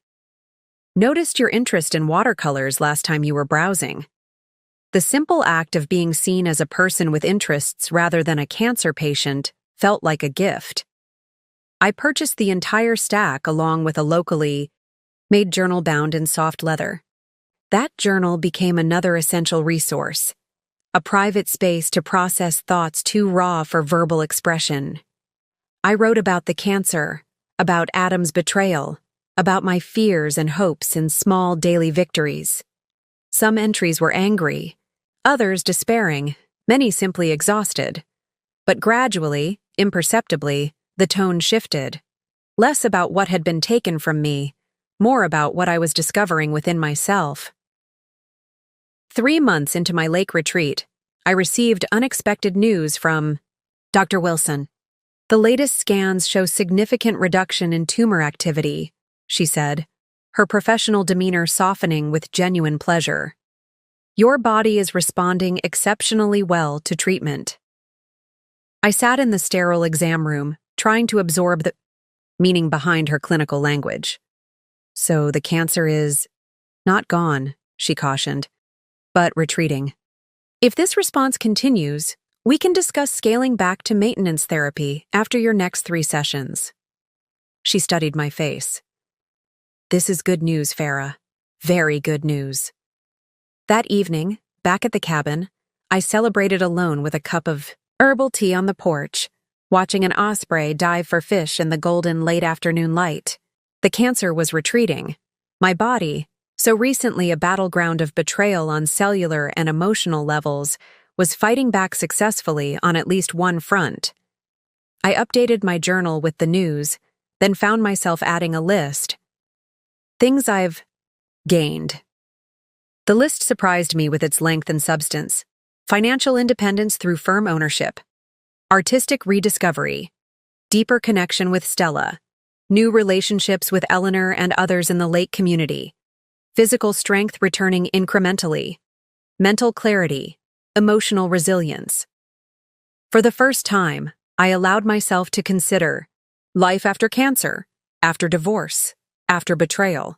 Not returning to what was, but creating something entirely new. The sketches and watercolors scattered around the cabin represented more than creative expression. They were explorations of possible futures. The following week brought Caroline Winters to the cabin, legal documents in her elegant briefcase and determination in her sharp eyes. We've compiled enough evidence about Adam and Gemma's property scheme to file fraud charges, she explained, spreading papers across the dining table. The choice is yours. Pursue criminal prosecution now, or hold the evidence as leverage in divorce proceedings. I studied the documents, bank statements, property records, witness testimony from former clients who'd realized they'd been defrauded. The case against Adam and Gemma was substantial, potentially devastating. What would you recommend? I asked, genuinely curious about her professional assessment. Caroline considered the question carefully. Legally, pursuing criminal charges immediately would likely result in the most severe consequences for them both. However, she paused, choosing her words with precision. Timing is a strategic consideration. Once this evidence becomes public, they'll be forced to respond. The element of surprise is valuable currency in situations like this. I nodded, understanding the subtext of her advice. Let's hold for now. Continue building the case quietly, while I finish my primary treatment course. As she gathered the documents, Caroline's gaze swept over the watercolors displayed around the cabin. You're an artist? I'm becoming one, I replied, the distinction feeling important somehow. Rediscovering parts of myself that got lost along the way. After she left, I added to my growing resources, legal ammunition now securely compiled, medical progress documented, artistic skills developing, and most importantly, a sense of self, independent from the roles I'd previously occupied. I was no longer simply Adam's betrayed wife or a cancer patient fighting for survival. I was Farah, emerging from the chrysalis of trauma transformed, not yet fully formed, but taking shape with each passing day. That night, I stood on the dock watching moonlight create a silver path across the dark water. 6 months ago, I couldn't have imagined standing here, feeling the cool night air on skin no longer quite so paper-thin, thinking about futures instead of endings. I touched the scar where surgeons had removed cancer from my breast, a permanent reminder of vulnerability. Then I looked up at the vast starry sky, a reminder of equally permanent strength. Both were true. Both were part of me now, and both would inform whatever came next. 6 months into my lake retreat, the first signs of spring began to emerge. Tender green buds on tree branches, birdsong returning to the mornings, and occasional warm breezes, interrupting the lingering winter chill. My body seemed to mirror nature's renewal. The severe fatigue that had defined my existence began to ease, replaced by longer periods of energy and clearer thinking. "Your blood work is the best we've seen since starting treatment," Dr. Wilson confirmed during my latest appointment. "The maintenance therapy is working well, and your body is recovering more effectively between treatments." I'd completed the most intensive phase of chemotherapy and transitioned to a maintenance protocol that required visits every 3 weeks instead of weekly. My hair had begun to return, soft as a newborn's and surprisingly darker than before, nearly black where it had once been chestnut brown. The face in my mirror was still gaunt, but color had returned to my cheeks, and my eyes had regained some of their former brightness. "When do you think I can return to work?" I asked, the question surprising us both. Dr. Wilson considered carefully. "Part-time might be reasonable within the next month, assuming your progress continues, but I'd recommend easing back gradually." The prospect of rejoining the world I'd withdrawn from stirred complicated emotions. The lake cabin had become a sanctuary, a place of healing and rediscovery. Yet I recognized the signs of readiness within myself: curiosity about the architectural firm I now co-owned, interest in professional challenges beyond watercolor landscapes, and a growing desire to reclaim spaces I'd ceded during my illness. After my appointment, I made an unscheduled stop at the firm's offices, my first visit since becoming Mark's partner. The receptionist's eyes widened in surprise. "Mrs. Sullivan, we weren't expecting you." Her gaze flickered over my changed appearance, professional politeness barely masking shock at my transformation. "It's an impromptu visit," I explained. "Is Mark available?" She made a quick call, and moments later, Mark appeared in the reception, a genuine pleasure lighting his face. "Farah, this is a wonderful surprise." As he led me through the office, I noted the subtle changes. New design boards in the conference room, different artwork in the corridors, several unfamiliar faces among the staff. The space felt simultaneously familiar and foreign, like revisiting your childhood home after decades away. Mark's office remained largely unchanged. Organized chaos of blueprints and material samples, awards lining the walls, the perpetually empty coffee mug he used as a paperweight. He cleared a chair for me, watching with barely concealed curiosity as I settled into it. "You look well," he said finally. "The lake has been good for you." "It has." I glanced around, taking in the visible signs of ongoing projects. "How are things here?" "My monthly reports show impressive numbers, but they don't tell the whole story." For the next hour, Mark updated me on client developments, staff changes, and upcoming projects. I listened attentively, asking occasional questions but mostly absorbing the rhythms of the business world I'd temporarily abandoned. "Soriland. Project is back in discussion," Mark mentioned toward the end of our conversation.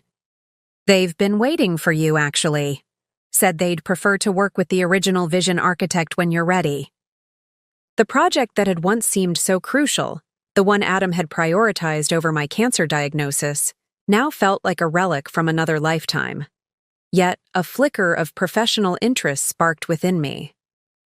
"I'd like to review the materials," said.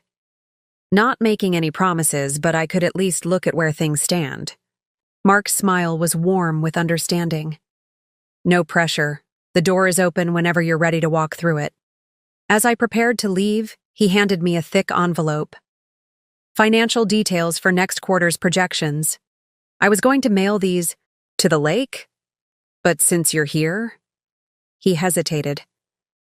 "Adam came by last week. tried to schedule a meeting with me. My pulse quickened slightly, the first physical reaction I'd had to Adam's name in months. What did he want? To discuss revisiting the terms of the ownership transfer, according to his message. Mark's expression hardened. I didn't take the meeting, referred him to the legal department.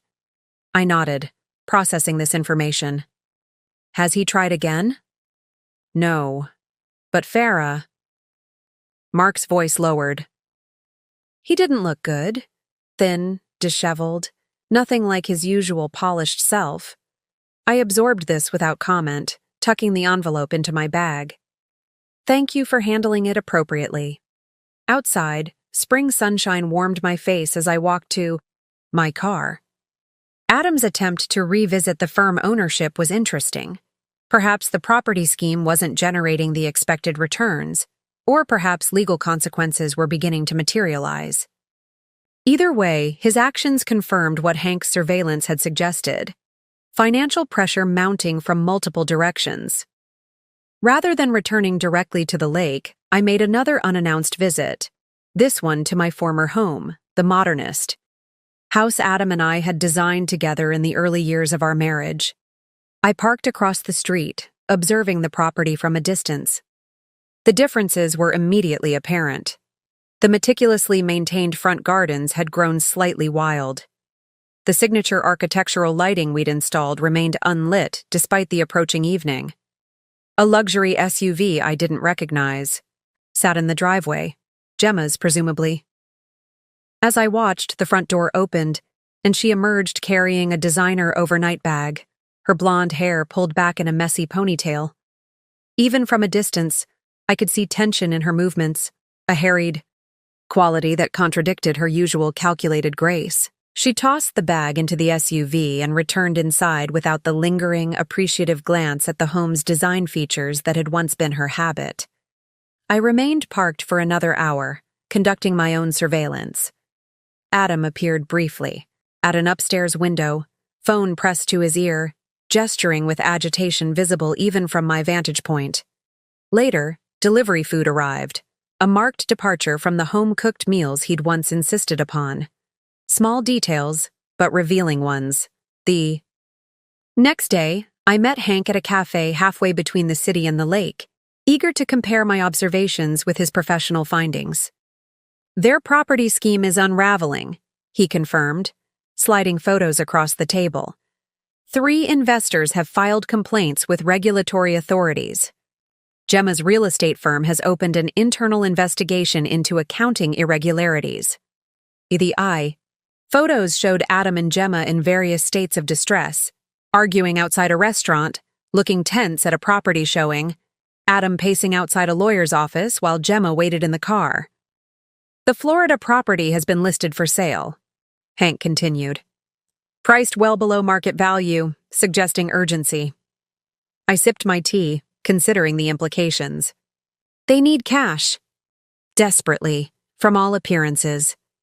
Adam's been trying to access investment accounts that were frozen in the divorce proceedings. Gemma's credit cards have been declined at several establishments.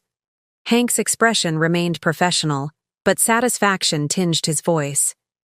The house, your house, has a pre-foreclosure notice filed against it. Mortgage payments 3 months behind. The news should have brought vindication or at least satisfaction. Instead, I felt a curious detachment, as if hearing about strangers' misfortunes. The emotional tether that had once bound me to Adam's fate had been severed, not in anger, but in healing. Have they made any attempts to access my current location or information? I asked, the practical question more relevant than their financial troubles. Adam hired a private investigator briefly, but the man wasn't particularly skilled.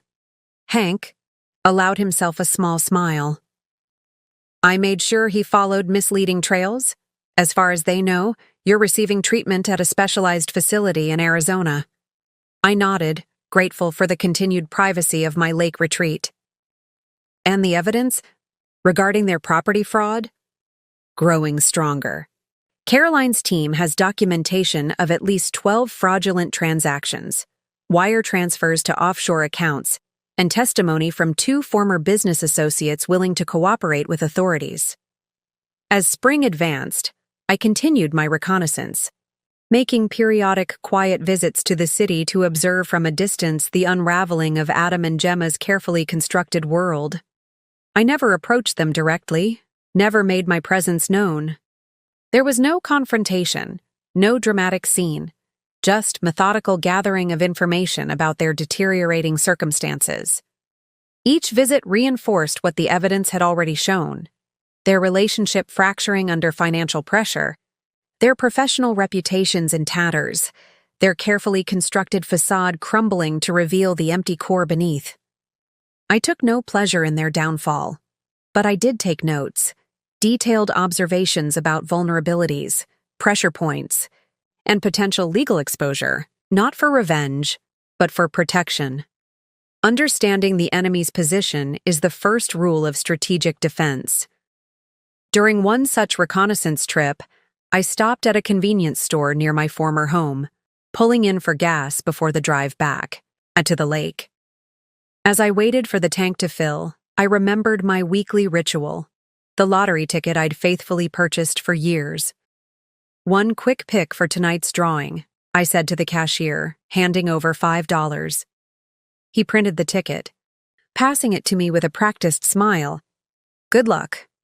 I glanced at the random numbers, so different from my usual carefully selected combination, and tucked the ticket into my wallet without a second thought.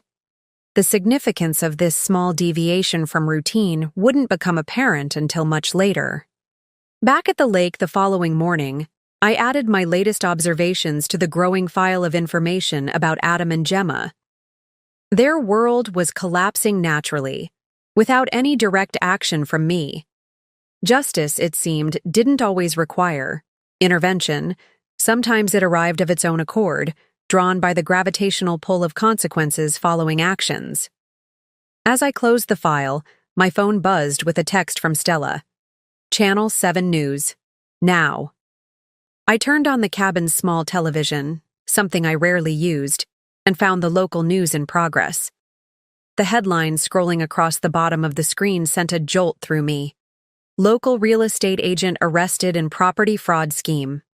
The camera showed Gemma being led from her office in handcuffs, her expression a mixture of shock and fear. The reporter's voice provided context.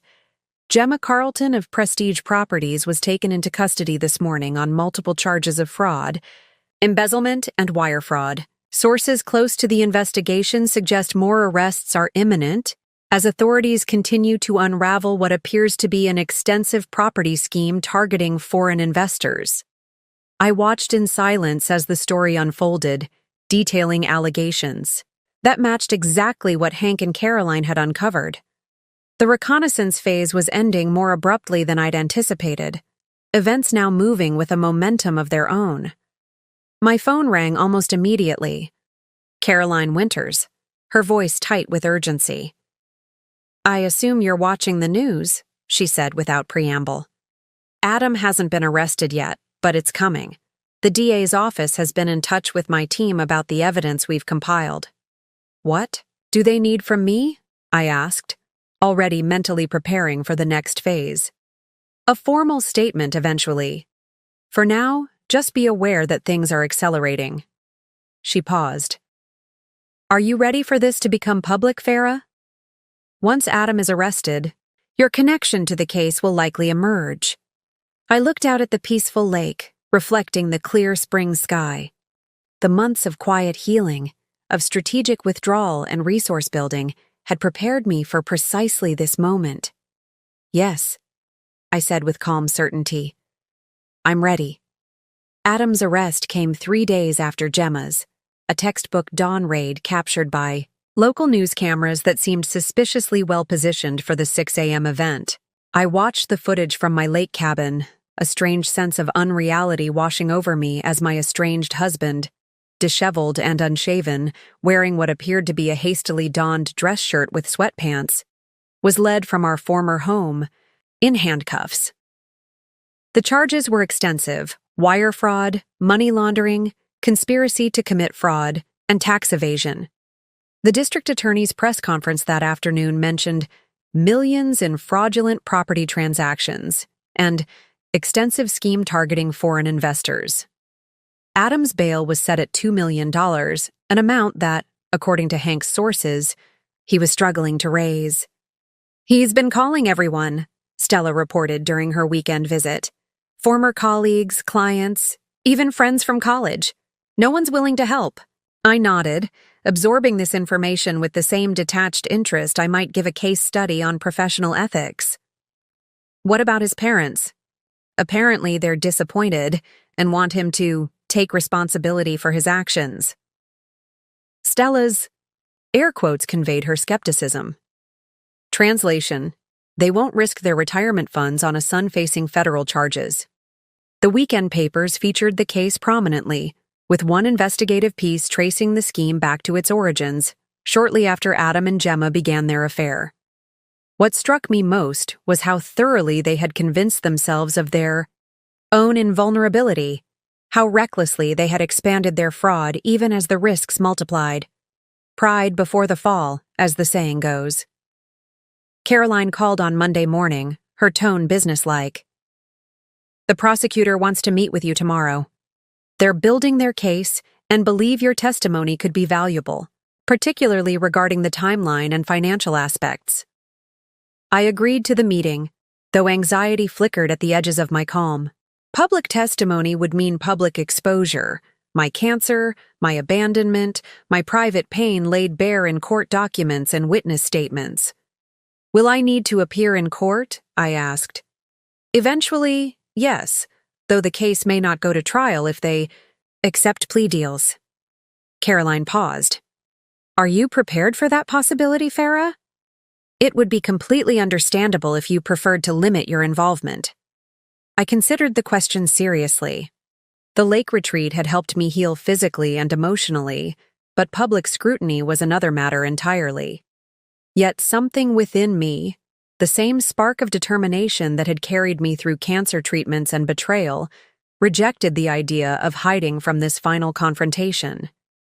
"I'll do whatever is necessary," I said finally. "They chose this path, not me." The next day, I met with Assistant District Attorney James Harrington, a serious man with prematurely silver hair and intense focus. For 2 hours, I walked him through my knowledge of Adam and Gemma's activities, providing dates, financial details, and context that helped connect distinct pieces of their scheme. "Your recall is impressive, Mrs. Sullivan," Harrington remarked, reviewing his notes, "especially given the health challenges you were facing during this period." "Cancer focuses the mind," I replied simply. "When your body is betraying you cell by cell, you become acutely aware of other betrayals." He nodded, silent appreciation in his eyes. "There's something else you should know. We've offered Ms. Carlton a deal in exchange for testimony against your husband. Her attorney has indicated she's likely to accept." The news shouldn't have surprised me. Gemma's self-preservation instinct had always been strong, yet I felt a curious twist of emotion. Not jealousy or anger, but something closer to pity. Whatever genuine feeling might have existed between them hadn't survived the first real test. "Will her testimony affect the divorce proceedings?" I asked, practicality reasserting itself. "It could potentially expedite things. Her statement includes admissions about their relationship timeline that directly contradict your husband's claims in family court." Harrington closed his notebook. "Your attorney can petition for immediate resolution based on this new evidence." As I drove back to the lake that evening, thunderclouds gathered on the horizon, matching my contemplative mood. The criminal case against Adam and Gemma was proceeding independently of my actions now, a boulder rolling downhill with its own momentum. My focus needed to shift to the final resolution of my marriage and the formal beginning of whatever came next. Back at the cabin, I called a strategy meeting for the following week. Caroline for legal matters, Mark for business concerns, Stella for personal support, and Hank for security considerations. The time for passive observation had ended. Now decisions must be made and actions taken. They gathered at the cabin on a perfect spring morning, the lake a mirror reflecting blue sky and white clouds. We sat on the screened porch, iced tea and Caroline's meticulous agenda before us. Let's start with the divorce, Caroline began. Given recent developments, we have leverage to push for immediate resolution on highly favorable terms. Adam's legal team is overwhelmed with the criminal case and likely to accept reasonable demands without prolonged negotiation. What exactly are we asking for? I questioned, leaning forward. Full ownership of the house, all remaining joint investment, accounts, and a clean break with no alimony in either direction. Caroline's expression was confident. We'll position it as an opportunity for him to resolve at least one legal matter quickly while focusing on his criminal defense. I considered this, the practicality appealing, but something still unsettled. The house. I'm not sure I want it anymore. Too many memories. Take it anyway, Stella advised. You can always sell it later. It's about what you deserve, not what you plan to keep. Mark cleared his throat. From a business perspective, your position at the firm is secure regardless of the divorce outcome. The ownership transfer is legally binding and separate from marriage dissolution. However, he hesitated. There will inevitably be questions from clients and industry colleagues about your connection to the case. We need a communication strategy, I acknowledged. Something that establishes appropriate distance without appearing vindictive or capitalizing on their downfall. Caroline nodded approvingly. Precisely. I suggest a simple statement acknowledging the situation, expressing appropriate regret, and focusing on your continued professional commitment moving forward. What about personal security? Hank interjected. Once your involvement in the prosecutor's case becomes public, Adam may react unpredictably. He's facing potential prison time and significant financial penalties. People become desperate in those circumstances.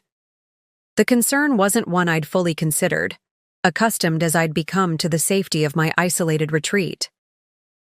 What do you recommend? Basic precautions. Security system at whatever residence you choose. Post-divorce. Changed. Routines. Awareness of surroundings. His expression remained professional, but genuine concern showed in his eyes. And perhaps extending my services for the immediate future. I agreed to all recommendations, recognizing the wisdom in continued vigilance. The meeting continued with discussion of practical matters, my gradual return to work, the sale or retention of various assets, and the management of medical treatments as I transitioned back to city life. As evening approached and my impromptu advisory council prepared to depart, I felt a sense of clarity I hadn't experienced since before my diagnosis. The path forward wasn't easy, but it was visible now, a route mapped through legal, professional, and personal territories toward a future I was increasingly eager to reach. Stella lingered after the others left, helping me clear away glasses and notepads. You've changed, she observed, not for the first time. There's a certainty about you now. I smiled, recognizing the truth in her words. Cancer and betrayal strip away pretense. What remains is either broken beyond repair or forged into something stronger. I looked out at the lake, its surface now rippled by evening breeze. I'm choosing to be stronger. Later that night, as I reviewed my notes from the meeting, I added a final item to my strategy. Lottery tickets. The weekly ritual that had once been mere habit now represented something symbolic. Continuity through chaos, hope sustained through hardship. I would continue playing my numbers, not with any expectation of winning, but as a personal affirmation that some parts of my pre-cancer, pre-betrayal self remained intact, carried forward into whatever new life awaited.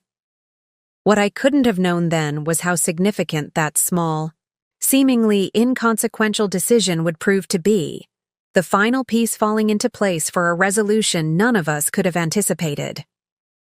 Adam's attorney reached out 3 days after our strategy meeting, his tone suggesting urgency that belied his carefully worded email requesting an amicable discussion regarding marital asset distribution.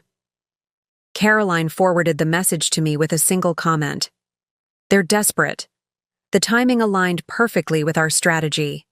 Adam needed to resolve the divorce quickly, both to free up potential assets for his criminal defense and to simplify his legal battles.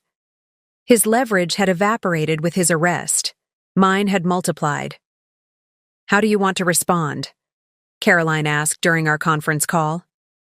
"Accept the meeting, but on our terms," I replied. "Your office, not his, and I want to be present." Caroline's momentary silence conveyed surprise. "Are you certain? These negotiations can be contentious under the best circumstances. Given your history?" "I'm certain," I interrupted gently. "I need to see him face to face. Not for closure or confrontation, but to fully understand where we stand." The meeting was scheduled for the following Thursday, giving me time for another significant step, my official return to the architectural firm. After discussing the transition with Mark, we agreed on a 3-day work week initially, with flexibility, for my continuing medical treatments. My first day back brought a mixture of awkward welcomes and genuine warmth from colleagues. News of Adam's arrest and the fraud scheme had filtered through professional circles, creating an uncomfortable awareness that hung in the air despite everyone's best efforts at normalcy. "We've prepared a statement for clients who inquire about the situation," Mark explained, showing me the carefully worded paragraph that acknowledged my marriage to Adam while emphasizing my separate professional identity and non-involvement in his activities.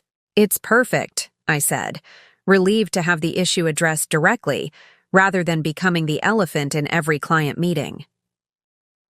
The Moreland Project, once the source of Adam's inexcusable prioritization of work over my cancer diagnosis, now landed back on my desk with a poetic symmetry that wasn't lost on me.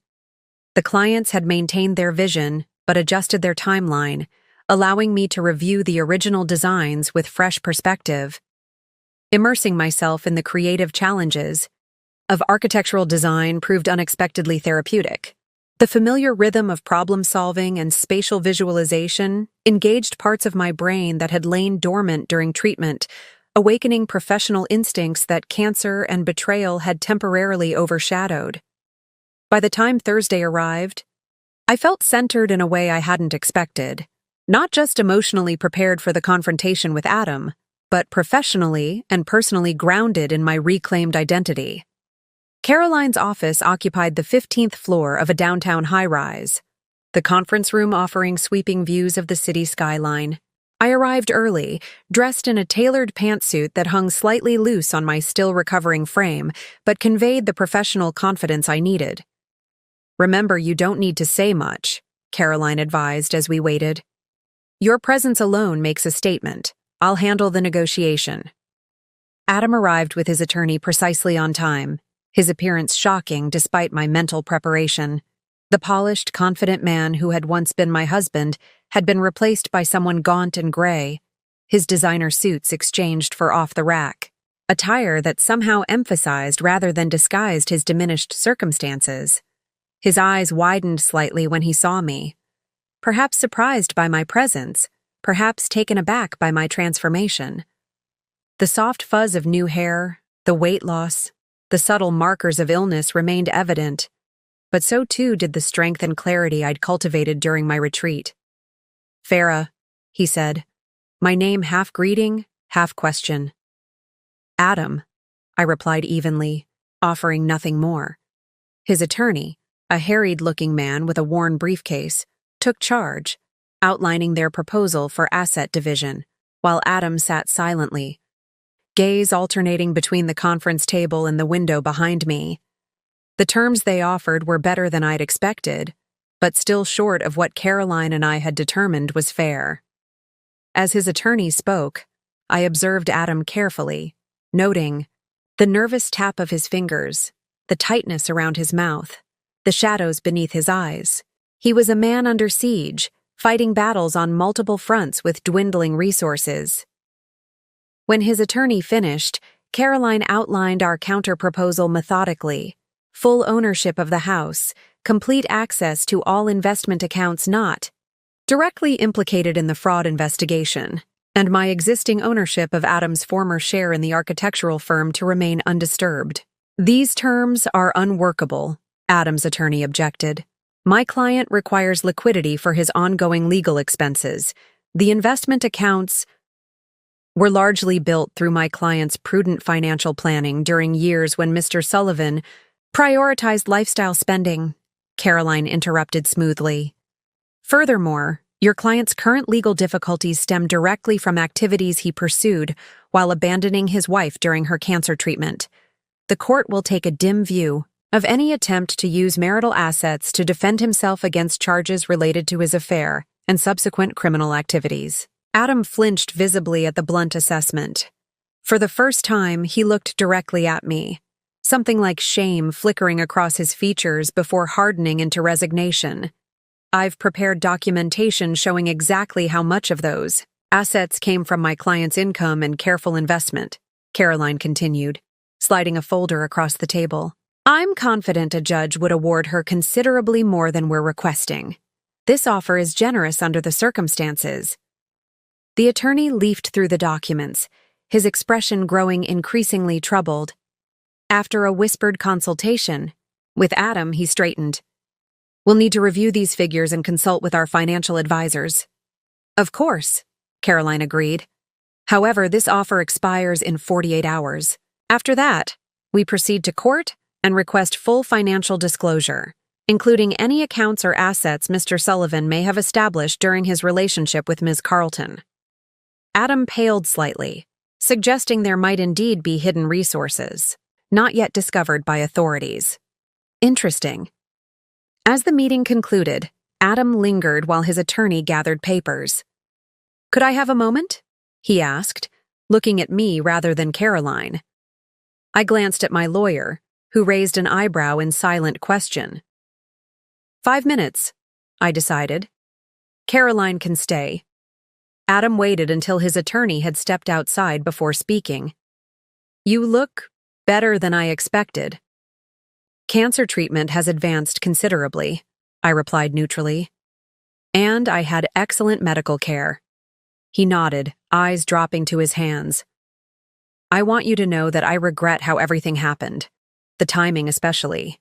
It wasn't planned. That way. The non-apology hung in the air between us, remarkable for what it didn't acknowledge. That he had abandoned me at my most vulnerable, that he had betrayed me with my friend, that he had systematically drained our accounts while I fought for my life. Is there something specific you wanted to discuss about the settlement? I asked, steering the conversation back to practicalities. He seemed to deflate further. No, just the house. I was hoping we might consider selling it and dividing the proceeds. There are too many memories there now. For you, perhaps, I said, a hint of steel entering my voice. For me, it represents 10 years of investment, financial and emotional. I'll decide its fate, not you. He accepted this with a nod, already standing to leave. At the door, he paused, looking back with an expression I couldn't quite decipher. For what it's worth, I'm glad you're recovering. You deserve that much at least. After he left, Caroline turned to me, professional mask momentarily dropped to reveal genuine curiosity. How do you feel? I considered the question carefully, examining the emotional response to this first direct encounter with Adam since his departure. What I discovered surprised me. Not anger or vindication or even satisfaction, but something closer to pity mixed with a calm detachment that would have been impossible months earlier. I feel complete, I said finally. Like I've closed a circuit that was left open. He's just a man who made terrible choices, not the center of my universe anymore. She smiled, understanding in her eyes. That's the best outcome we could hope for. That evening, as I settled into the small apartment I'd rented upon returning to the city, I reviewed the day's events with the methodical attention I now brought to every aspect of my rebuilding life. The confrontation with Adam had been illuminating, not because of anything he'd said, but because of my own response to him. The power dynamic had shifted completely. Where once his approval and attention had seemed essential, now he appeared diminished. Not just by circumstances, but by comparison to the person I had become through adversity. My phone chimed with a text from Stella. "How did it go? Need me? To come over with wine or ice cream or both?" I smiled, grateful for her unwavering support. "It went perfectly," I replied, "and no need for emotional support treats. Just stopping for groceries and my weekly lottery ticket, then having a quiet night in." "You and those lottery tickets," came her teasing response. "When you win millions, remember who brought you soup during chemo. You'll get the first yacht," I promised lightly. At the convenience store near my apartment, I purchased my usual ticket, selecting the familiar numbers that had accompanied me through marriage, cancer, and rebirth. The clerk, a teenager with bright purple hair, handed me the ticket with a practiced, "Good luck." I tucked it into my wallet without a second glance, unaware that those 6 numbers were about to transform my carefully reconstructed life in ways no strategy meeting could have anticipated. The first sign that something extraordinary had happened came at 6:30 a.m. when my phone began vibrating incessantly on the nightstand. Half awake, I fumbled for it, squinting at the screen to find 17 missed calls, most from Stella, but also from Caroline, Mark, and several numbers I didn't recognize. Before I could return any calls, a text from Stella flashed across the screen. "Call me right now. Have you checked your ticket?" Ticket? My mind, still foggy with sleep, took a moment to make the connection. The lottery ticket. Last night. Pulse suddenly racing, I opened my browser and searched for the previous night's lottery results. The 6 winning numbers appeared on the screen, and for a long moment, I simply stared at them, unable to process what I was seeing. They were my numbers. The ones I'd played faithfully for years. The ones representing significant dates from a marriage that no longer existed. I scrambled out of bed, nearly tripping over the throw rug in my haste to reach my purse. The ticket was there in my wallet, the numbers matching perfectly with those on my phone screen, $47,800,000. The largest jackpot in 3 years. My legs gave way, and I sank to the floor, ticket clutched in suddenly trembling hands. This couldn't be real.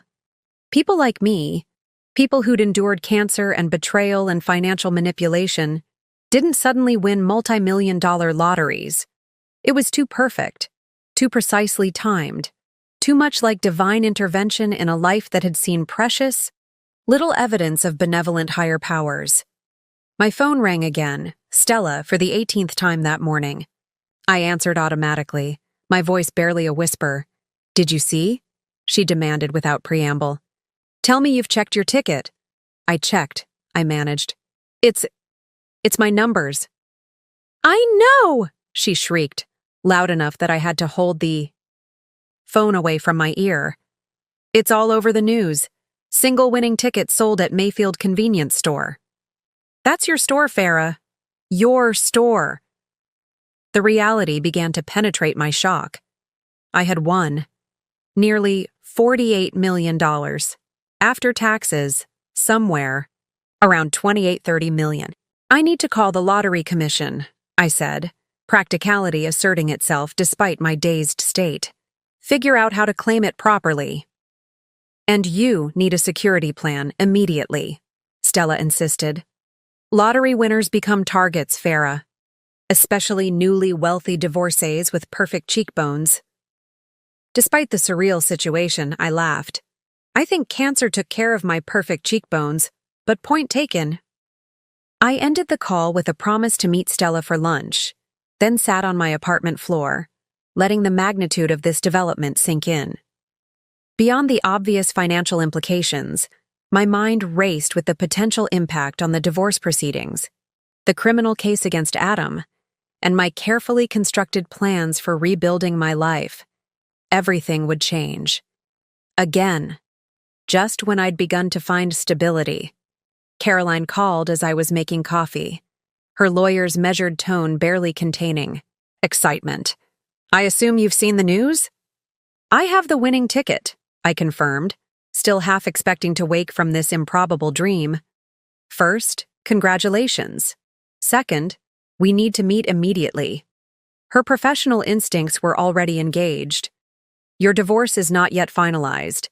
While the lottery ticket is your separate property according to the affidavit we filed, we need to ensure complete protection." We arranged to meet at her office at 9 a.m., giving me time to shower and attempt to compose myself. As I dressed, I caught my reflection in the bathroom mirror. The same face I'd seen yesterday, now regarding me with stunned disbelief. Cancer survivor, betrayed wife, multimillionaire. The juxtaposition seemed absurd. Outside my apartment building, I immediately noticed the news van parked across the street. Somehow, they'd already connected the convenience store location to its regular customers. I ducked back inside, calling for a rideshare from the back entrance instead. Caroline's office was prepared when I arrived, the conference room already, hosting a financial advisor, security consultant, and public relations specialist she'd assembled on short notice. "Lottery wins of this magnitude require immediate strategic planning," she explained as I settled into a chair, still feeling disconnected from reality. "Particularly given your ongoing divorce and Adam's legal troubles." For the next 2 hours, we outlined an approach that incorporated the lottery win into my existing strategy. The financial advisor recommended claiming the win through a trust to provide privacy protection. The security consultant suggested temporary relocation until media interest subsided. The PR specialist drafted a brief statement acknowledging the win while declining further interviews. "What about Adam?" I asked finally, the question that had lingered since I'd verified the numbers. "How will this affect the divorce?" Caroline's expression was carefully neutral. "Legally, the lottery win is your separate property, documented. Through the affidavit we filed establishing your history of playing these numbers with personal funds. Adam has no claim to these winnings." "But?" I prompted, hearing the unspoken reservation in her tone. "But he may try to delay finalizing the divorce, hoping to leverage your sudden wealth for a more favorable settlement." She straightened a paper, clip with precise movements. "He's desperate for funds for his legal defense. This news will only intensify that desperation." As if summoned by our discussion, Caroline's assistant knocked and entered with a message. "Mr. Sullivan's attorney just called. He'd like to revisit the settlement terms in light of, quote, changed financial circumstances." The speed of Adam's response was both predictable and disappointing. Not even 24 hours had passed since the drawing, yet he was already maneuvering to capitalize on my good fortune. "Declined," Caroline replied immediately. "Our settlement offer stands as presented yesterday, with the 48-hour deadline unchanged." After the meeting disbanded, I sat alone with Caroline, the morning's whirlwind of activity settling into a strange calm. "How are you really feeling about this?" she asked, setting aside legal pads and documents to focus fully on me. I considered the question seriously. "Overwhelmed, confused, like the universe has a very strange sense of humor." I met her gaze directly. "And determined not to let this windfall derail the progress I've made. Money changes circumstances, not character." She nodded approvingly. "That perspective will serve you well. Many lottery winners find sudden wealth more curse than blessing because they're unprepared for the psychological impact. After cancer and betrayal, I think I can handle unexpected fortune," I replied, surprising myself with the certainty in my voice.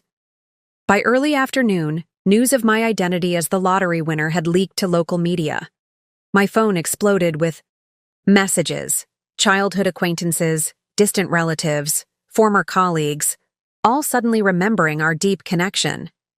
I silenced notifications, following the security consultant's advice to minimize digital exposure. Stella met me at a private dining room in an upscale restaurant, having navigated past reporters to reach me. Her excitement provided welcome normalcy amid the surreal day, I still can't believe it, she said, embracing me tightly. My sister, the multimillionaire. It's cosmically perfect after everything Adam put you through. Speaking of Adam, I began, but was interrupted by my phone, one of the few numbers I'd kept unblocked. Hank with news too urgent to wait. Adam's outside your apartment building, he reported tersely, pacing the sidewalk, looking agitated. I've stationed someone to monitor but wanted you to know immediately. The image was unsettling. Adam, presumably having seen the news of my win, driven to physically seek me out rather than working through legal channels. What did he hope to accomplish by such a direct approach? Thank you, I told Hank. I won't be returning there tonight. Make arrangements for a hotel, please. After ending the call, I explained the situation to Stella, whose expression darkened, with concern. He's getting desperate, she observed. The combination of criminal charges, financial collapse, and now your lottery win, it's a volatile mix. I nodded, understanding the implications. Adam had lost everything that once defined his identity: professional standing, social position, financial security. Meanwhile, I, the wife he'd abandoned during cancer treatment, had not only survived but now possessed the wealth and freedom he'd sacrificed everything to pursue. It was, as Stella had said, cosmically perfect, and potentially dangerous. That evening, settled in a luxury hotel suite under a pseudonym, I watched local news coverage of my win. The convenience store owner beamed with pride at having sold the winning ticket. Neighbors offered quotes about my character and recent challenges. Financial experts discussed tax implications and statistical improbabilities.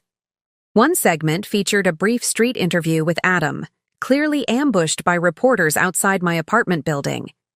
His expression cycled rapidly between practiced charm and barely contained anger as he offered a tight-lipped, no comment to questions about his estranged wife's sudden fortune. Watching him retreat to his car, pursued by cameras and microphones, I felt an unexpected twinge of emotion, not satisfaction or vindication, but a complex mixture of detachment and clarity.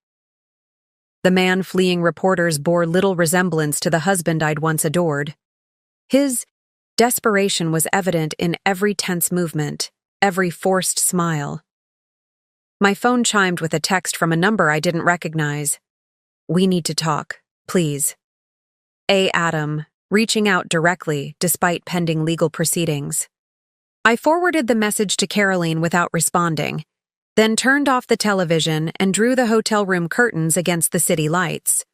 Tomorrow would bring new challenges: lottery commission paperwork, trust establishment, security arrangements. But tonight, alone in the quiet of an anonymous hotel room, I allowed myself to fully absorb the day's extraordinary turn of events. Cancer had taught me life's fragility. Adam's betrayal had taught me love's impermanence. Now fate or chance or cosmic justice had delivered an unexpected third lesson: fortune's capacity to change everything in an instant. The irony wasn't lost on me. The numbers that had once commemorated milestones in my marriage had now funded my complete independence from it. The following morning brought a carefully orchestrated series of events that would permanently alter the trajectory of my life. At 9 a.m., Caroline and I arrived at the State Lottery Commission offices through a private entrance, avoiding the media gathered at the main doors. By 11 a.m., I had completed the necessary paperwork to claim my winnings through the newly established Phoenix Trust, named for the mythical bird that rises from ashes, a symbolism not lost on Caroline when I suggested it. Appropriate, she had commented with a small smile. Lottery officials confirmed what we already knew. After taxes, my winnings would amount to approximately $28.7 million. The funds would be transferred to the trust's accounts within 14 business days. As we left the commission offices, Caroline received a call from Adam's attorney. His voice was audible even without speakerphone, a forceful barrage of arguments about changed circumstances, and equitable distribution that Caroline listened to with professional patience before delivering her response. My client's position remains unchanged. The lottery winnings are her separate property, documented by legal affidavit filed well before the winning ticket was purchased. Furthermore, Mr. Sullivan abandoned Mrs. Sullivan during cancer treatment, emptied joint accounts, and is now facing criminal charges for fraud committed during their marriage. Her tone was calm, but resolute. The settlement offer expires at 5 p.m. today. After that, we proceed to court with full financial disclosure requests, including detailed investigation of any remaining assets from Mr. Sullivan's fraudulent activities. She ended the call and turned to me. They'll accept the offer. How can you be sure? Because they have no choice. Adam needs this divorce finalized before his criminal trial. A contentious divorce proceeding would only complicate his defense, strategy, and potentially reveal additional financial improprieties. Her confidence was unshakable. The lottery win doesn't change the legal reality of his position. She was right. At 4:37 p.m., Adam's attorney delivered signed settlement documents accepting our original terms, the house, the investment accounts, and my firm ownership all secured without any claim on my lottery winnings. The divorce would be finalized within 30 days, an expedited timeline facilitated by Adam's desire to simplify his legal battlefronts. My masterstroke, however, wasn't the lottery win, an event of pure chance despite its perfect timing. It came the following day, when I met with Assistant District Attorney Harrington to discuss my continued cooperation with the criminal case against Adam and Gemma. I've been thinking about their victims, I began, having rehearsed this conversation carefully. The investors they defrauded. Harrington nodded. Unfortunately, recovery of funds will be limited. Much of the money is gone, spent on lifestyle expenses or hidden in accounts we haven't yet located. What if I could help with that? I placed a document on his desk, a proposal I'd developed overnight with Caroline and my financial advisors. I'd like to establish a restitution fund for the verified victims, $3 million from my lottery winnings, distributed proportionally based on their losses. Harrington stared at the document, then at me, clearly stunned. That's extraordinarily generous, Mrs. Sullivan. But these weren't your crimes. You have no obligation to these people. I understand that, I replied. But I do have an opportunity to right a wrong that my husband committed. The victims deserve better than to have their life savings disappeared into Adam and Gemma's luxury lifestyle. What I didn't articulate, what Caroline had helped me understand during our late-night strategy call, was how this gesture would transform the narrative completely. No longer would I be simply Adam's abandoned wife who got lucky with a lottery ticket. Instead, I would become the woman who used unexpected fortune to help those her husband had harmed. The story broke that afternoon, not through an orchestrated press release, but through a genuine human moment. One of the defrauded investors, an elderly man who'd lost his retirement savings to Adam and Gemma's scheme, encountered me leaving the prosecutor's office. His daughter recognized me from news coverage of the lottery win. "You're her," she said, stopping me on the courthouse steps. The lottery winner, Adam Sullivan's wife. Ex-wife, very soon, I corrected gently. The man stepped forward, his expression a mixture of anger and despair. "Your husband took everything we had. 40 years of savings, gone." I met his gaze directly. "I know. And while I can't undo what he did, I've just established a fund to help repay those he harmed. You'll be hearing from the district attorney's office soon with details." Their shock was visible, the daughter's eyes filling with tears. A courthouse reporter, overhearing the exchange, approached for clarification. By evening, the story dominated local news. Lottery winner establishes $3 million fund for husband's fraud victims. It was the perfect counter to Adam's narrative, one I knew he would attempt, that I was heartlessly abandoning him in his time of need despite my newfound wealth. Instead, I had demonstrated compassion for strangers, while he had shown none for his own wife during her cancer battle. The Master. Stroke wasn't buying justice, it was reclaiming the narrative itself. The ripple effects of my lottery win and subsequent establishment of the Victim Restitution Fund spread far beyond my personal circumstances, touching lives in ways I couldn't have anticipated. Within days, the prosecutor's office reported a surge in cooperation from previously reluctant witnesses in Adam and Gemma's fraud case, many citing my actions as inspiration to do the right thing. Gemma's plea deal, already in negotiation, was hastily finalized, as her attorney recognized the shifting public sentiment. Her statement to prosecutors included damning details about Adam's role as the scheme's architect, portraying herself as a reluctant participant manipulated by his charm and promises. While the characterization was self-serving, it provided valuable evidence that further strengthened the case against Adam. The media narrative transformed completely. News stories that had initially focused on the irony of the abandoned cancer patient's lottery fortune now explored themes of justice and redemption. Profiles emerged depicting my journey from successful architect to cancer patient to philanthropist, each emphasizing resilience and generosity rather than victimhood or luck. What surprised me most was the wave of correspondence from complete strangers, cancer survivors sharing their stories of resilience, betrayed spouses finding inspiration in my refusal to be defined by abandonment, young women seeking advice on financial independence. Each letter or email represented a life touched by the public version of my story, an impact I hadn't considered when focused on my own healing and justice. Caroline organized the messages into categories, helping me send personal responses to those most meaningful while establishing a template for acknowledging the others. "Your story has resonated deeply," she observed one afternoon while reviewing the latest batch. "People see themselves in different aspects of what you've experienced." I nodded, still adjusting to this unexpected facet of sudden wealth and publicity. "I never intended to become a symbol of anything." "The most powerful symbols rarely do," she replied with characteristic insight. Adam's response to these developments came through multiple channels, each more desperate than the last.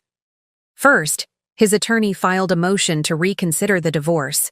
Settlement, quickly denied by the judge who cited the clear documentation of the lottery ticket as separate property. Next came attempts to contact me directly, calls from unfamiliar numbers, messages through mutual acquaintances, even a handwritten letter delivered to the firm. I maintained absolute silence, following Caroline's advice that any direct communication could potentially be manipulated or used against me.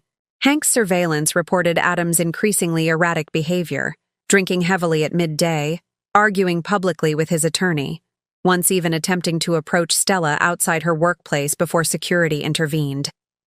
"He's unraveling," Hank noted during our weekly security briefing.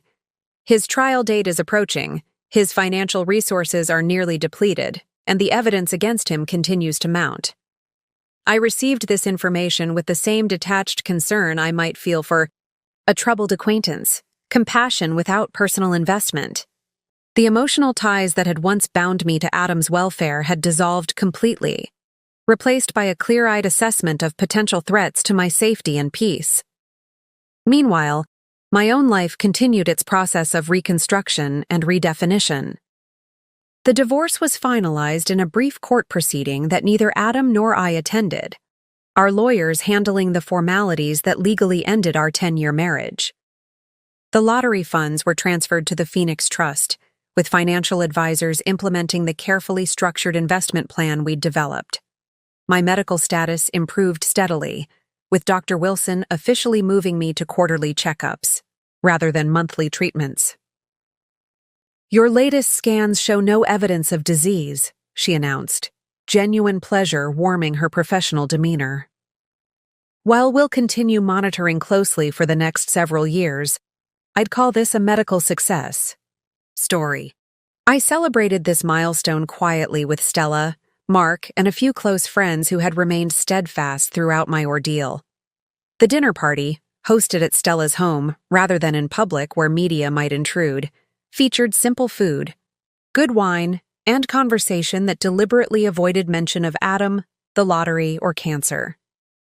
For one evening, we were just people enjoying each other's company, without the weight of extraordinary circumstances. The next morning, however, brought Adam's most direct attempt to reach me yet. As I left my apartment building for work, having moved from the temporary hotel to a secured residential complex recommended by Hank, Adam stepped from behind a parked car, his appearance shocking despite Hank's reports. Gaunt and unshaven, wearing wrinkled clothes that bore little resemblance to his former impeccable style, he blocked my path to the waiting car where my security detail had momentarily stepped away. "Farah, please," he began, his voice hoarse and desperate. 5 minutes, that's all I'm asking. 5 minutes to explain. I stopped, maintaining distance while assessing potential threat levels as Hank had trained me. Adam's posture was supplicant rather than aggressive, his hands visible and empty, his eyes bloodshot but focused. "There's nothing to explain," I replied evenly. "The divorce is final. Your trial is scheduled. Our connection is severed." "You don't understand," he insisted, taking a step closer before registering my immediate step back. "I made terrible mistakes, but Gemma manipulated everything. She pushed me to start the scheme, to leave when you got sick. I was weak, but she was calculating." My security detail appeared then, positioning themselves between us with professional efficiency. Adam raised his hands in a gesture of non-aggression, his attention still fixed desperately on me. "You have to help me, Farah. The plea they're offering means prison time." "Prison? I can't." His voice broke, genuine fear flashing across his features. "I'm not built for that. You know me." That was precisely the problem. I did know him. The real Adam beneath the charming facade, the man capable of abandoning his wife during cancer treatment, the partner who had betrayed not just marriage vows, but basic human decency. "I need to get to work," I said simply, moving toward my waiting car. "Please don't approach me again. Any communication should go through our attorneys." "Farah!" His voice rose as security guided me away. "You won the lottery! Millions! You could help me and never even feel it." The naked entitlement in his plea, the assumption that my good fortune somehow obligated me to rescue him from consequences, confirmed everything I'd come to understand about the man I'd once loved. Adam hadn't changed. He'd merely been stripped of the resources that had once allowed him to disguise his true nature. As my car pulled away, I caught a final glimpse of him in the side mirror.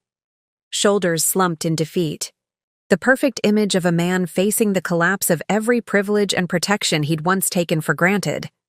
The ripple effects continued, touching us all in different ways. Adam's trial began on a crisp autumn morning exactly 1 year after my cancer diagnosis. The symmetry wasn't lost on me as I entered the courthouse through a side entrance, guided by Hank and another security professional who had become a constant presence in my new life. I had no legal obligation to attend. My testimony had been recorded in depositions and would be presented without requiring my presence in the courtroom. Yet something within me needed to witness this final chapter, to observe firsthand as the full consequences of Adam's choices unfolded. The courtroom was crowded with media, legal professionals, and victims of the fraud scheme. I took a seat in the back row, deliberately inconspicuous despite the public fascination with my story. My appearance had changed significantly since the days of active treatment.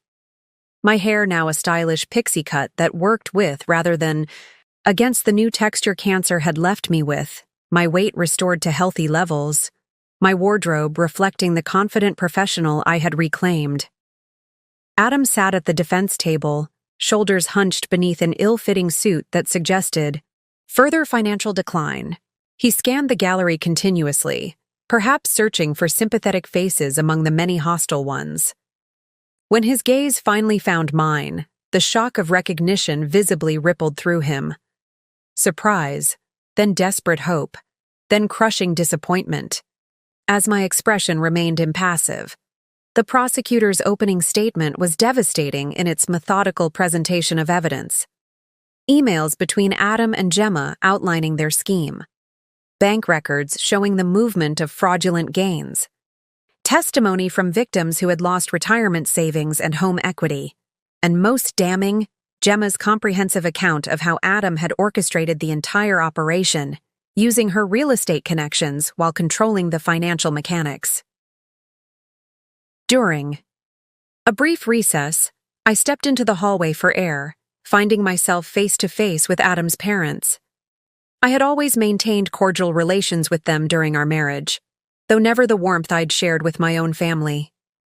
They looked older than I remembered, their faces etched with the strain of their son's public disgrace. "Farah," his mother acknowledged, her voice small. We didn't expect to see you here. I needed to see it concluded," I replied simply. His father cleared his throat awkwardly. "We followed the news about your health, the lottery, the fund you established." He seemed to struggle for words. It was a decent thing, helping those people. The observation struck me as curiously detached, as though they were commenting on a stranger's actions rather than their former daughter-in-law's response to their son's crimes. Perhaps that emotional distance was necessary for them to reconcile the son they loved with the man being exposed in court. "Adam made choices," I said finally. "I've made mine."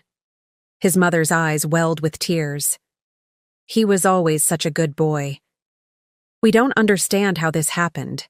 I felt a flicker of compassion for these people caught in the crossfire of their son's moral collapse. They too were victims of Adam's deception, their understanding of their child fundamentally shaken. Sometimes we don't truly know people, even those closest to us, I offered, the hard-won wisdom of my journey evident in the gentle finality of my tone. Later that day, I watched from my quiet corner as Adam took the stand in his own defense, a risky strategy born of desperation. His testimony was a masterclass in deflection and minimal acknowledgement, admitting to errors in judgment and professional shortcuts while attempting to shift the most serious offenses onto Gemma's shoulders. The prosecutor's cross-examination dismantled this narrative methodically, using Adam's own emails, financial records, and prior statements to reveal the calculated nature of his actions. By the time he stepped down, his credibility lay in ruins alongside his reputation and career. I slipped out before proceedings concluded for the day, having seen what I needed to see. The transformation was complete, not just Adam's fall from grace, but my own evolution from the woman who had once built her life around his. The jury took less than 6 hours to reach their verdict. Guilty on all counts. I wasn't in the courtroom when it was announced, having said my silent goodbye to that chapter of my life the previous day. Instead, I was in a sunny conference room across town, finalizing plans for the Farah Sullivan Foundation. The Victim Restitution Fund generated significant goodwill, my new philanthropic advisor explained, spreading concept documents across the polished table. A permanent foundation could build on that momentum while addressing causes you're passionate about. The foundation would focus on 3 areas close to my heart: cancer support for patients facing treatment without adequate family networks, financial literacy programs targeting women in vulnerable positions, and architectural scholarships for promising students from disadvantaged backgrounds. The symmetry felt right, each program addressing an aspect of my journey, transforming personal trials into community resources. News of Adam's conviction reached me via text from Caroline, a simple message. Guilty all counts. Sentencing in 3 weeks. Call if you want details. I acknowledged receipt, but didn't request further information. The specifics of Adam's punishment, while once central to my sense of justice, now felt like footnotes to a story I was no longer actively writing. That evening, I returned to the lake cabin for the first time since claiming my lottery winnings. The familiar drive along winding roads triggered memories of my strategic withdrawal months earlier. How desperate and determined I'd been, seeking space to heal both body and spirit among the pines and quiet waters. The cabin looked smaller, somehow, though nothing had physically changed. Perhaps I was the one who had expanded, growing beyond the confines of the person who had sought refuge here. I settled on the screened porch with a glass of wine, watching daylight fade across the lake that had witnessed my transformation. My phone chimed with a message from Mark. Moreland project presentation approved unanimously. Client specifically praised your innovative resilience. Thought you'd want to know. I smiled, professional satisfaction warming me alongside personal contentment. The architectural firm continued to thrive under our joint leadership, my creativity, renewed and enhanced by experiences that had initially seemed purely destructive. Some of my best designs now incorporated elements of organic resilience and strategic adaptation, concepts I understood intimately from rebuilding my own life.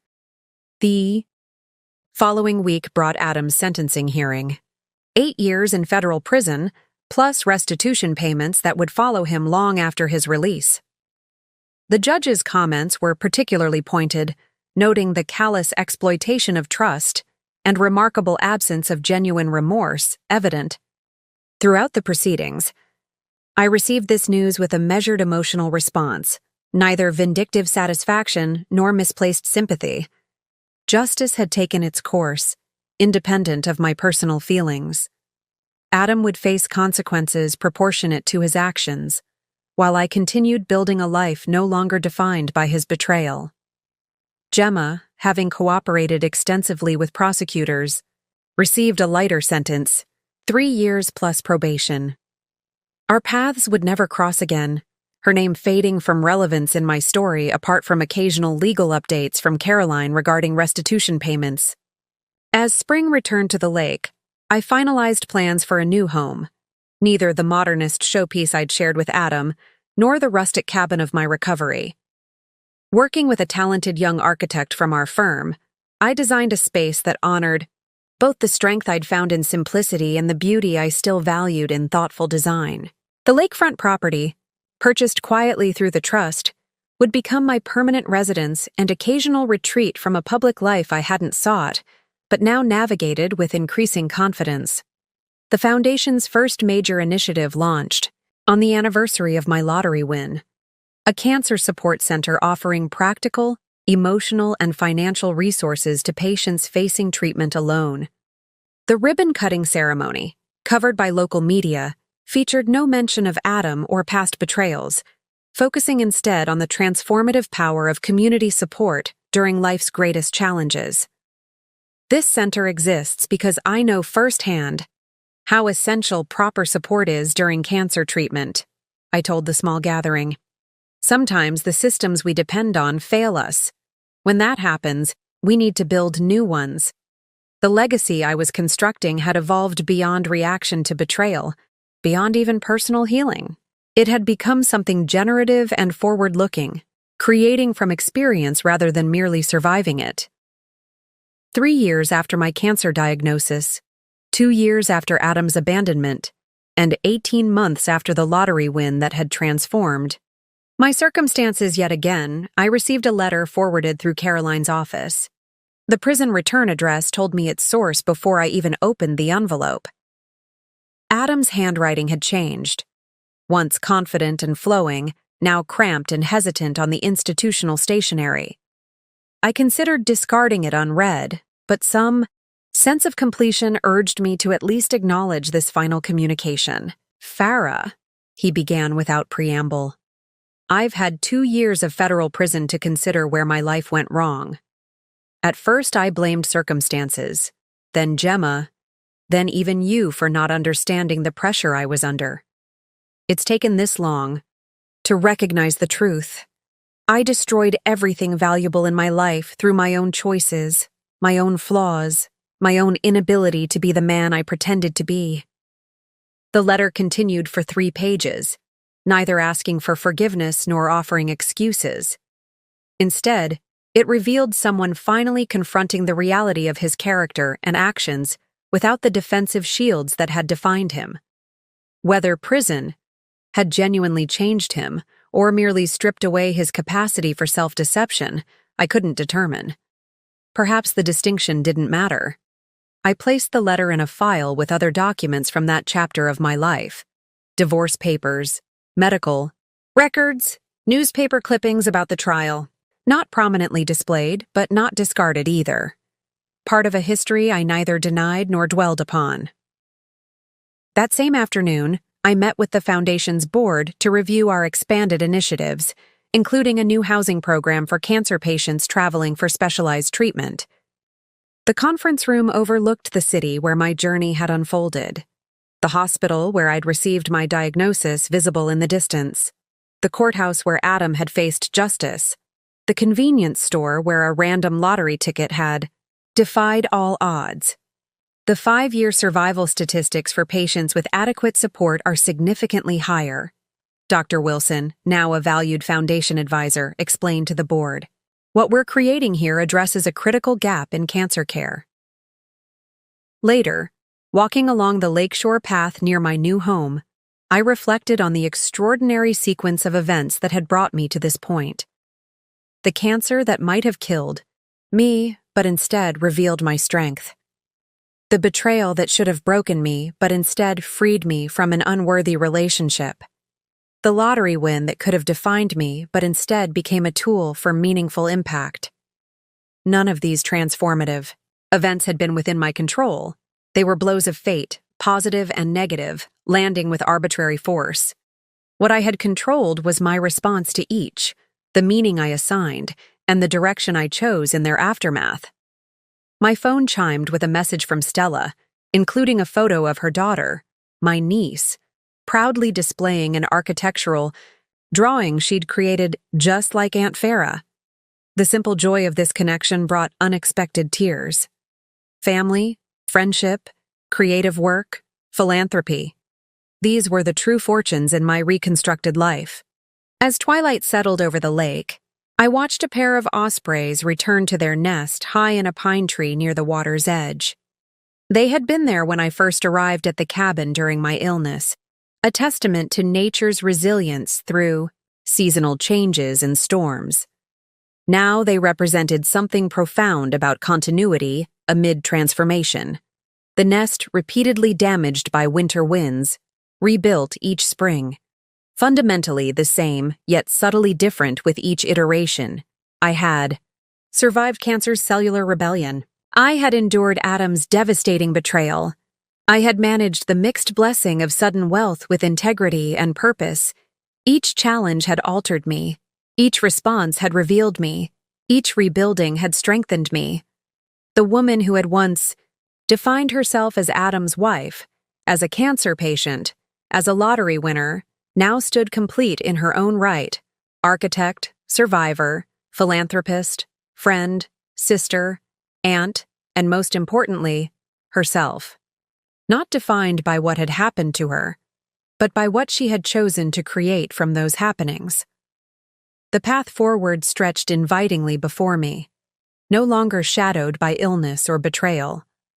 I had emerged from the crucible of that terrible year, not just healed but transformed, carrying forward the wisdom gained without being weighed down by the pain that had birthed it. Some might call it karma that Adam now lived confined within prison walls while I enjoyed expansive freedom. Others might see cosmic justice in my financial windfall after his attempts to leave me destitute. But I recognized a deeper truth. The real victory wasn't in his punishment or my good fortune, but in the person I had become through it all. Person who could read his letter without rancor, who could build a foundation to help others through similar trials, who could appreciate an osprey's nest as a metaphor for her own resilient spirit. The setting sun cast long shadows across the water as I turned toward home, at peace with all that had been and all that might yet be. Up next, you've got 2 more standout stories right on your screen. If this one hit the mark, you won't want to pass these up. Just click and check them out. And don't forget to subscribe and turn on the notification bell so you don't miss any upload from us.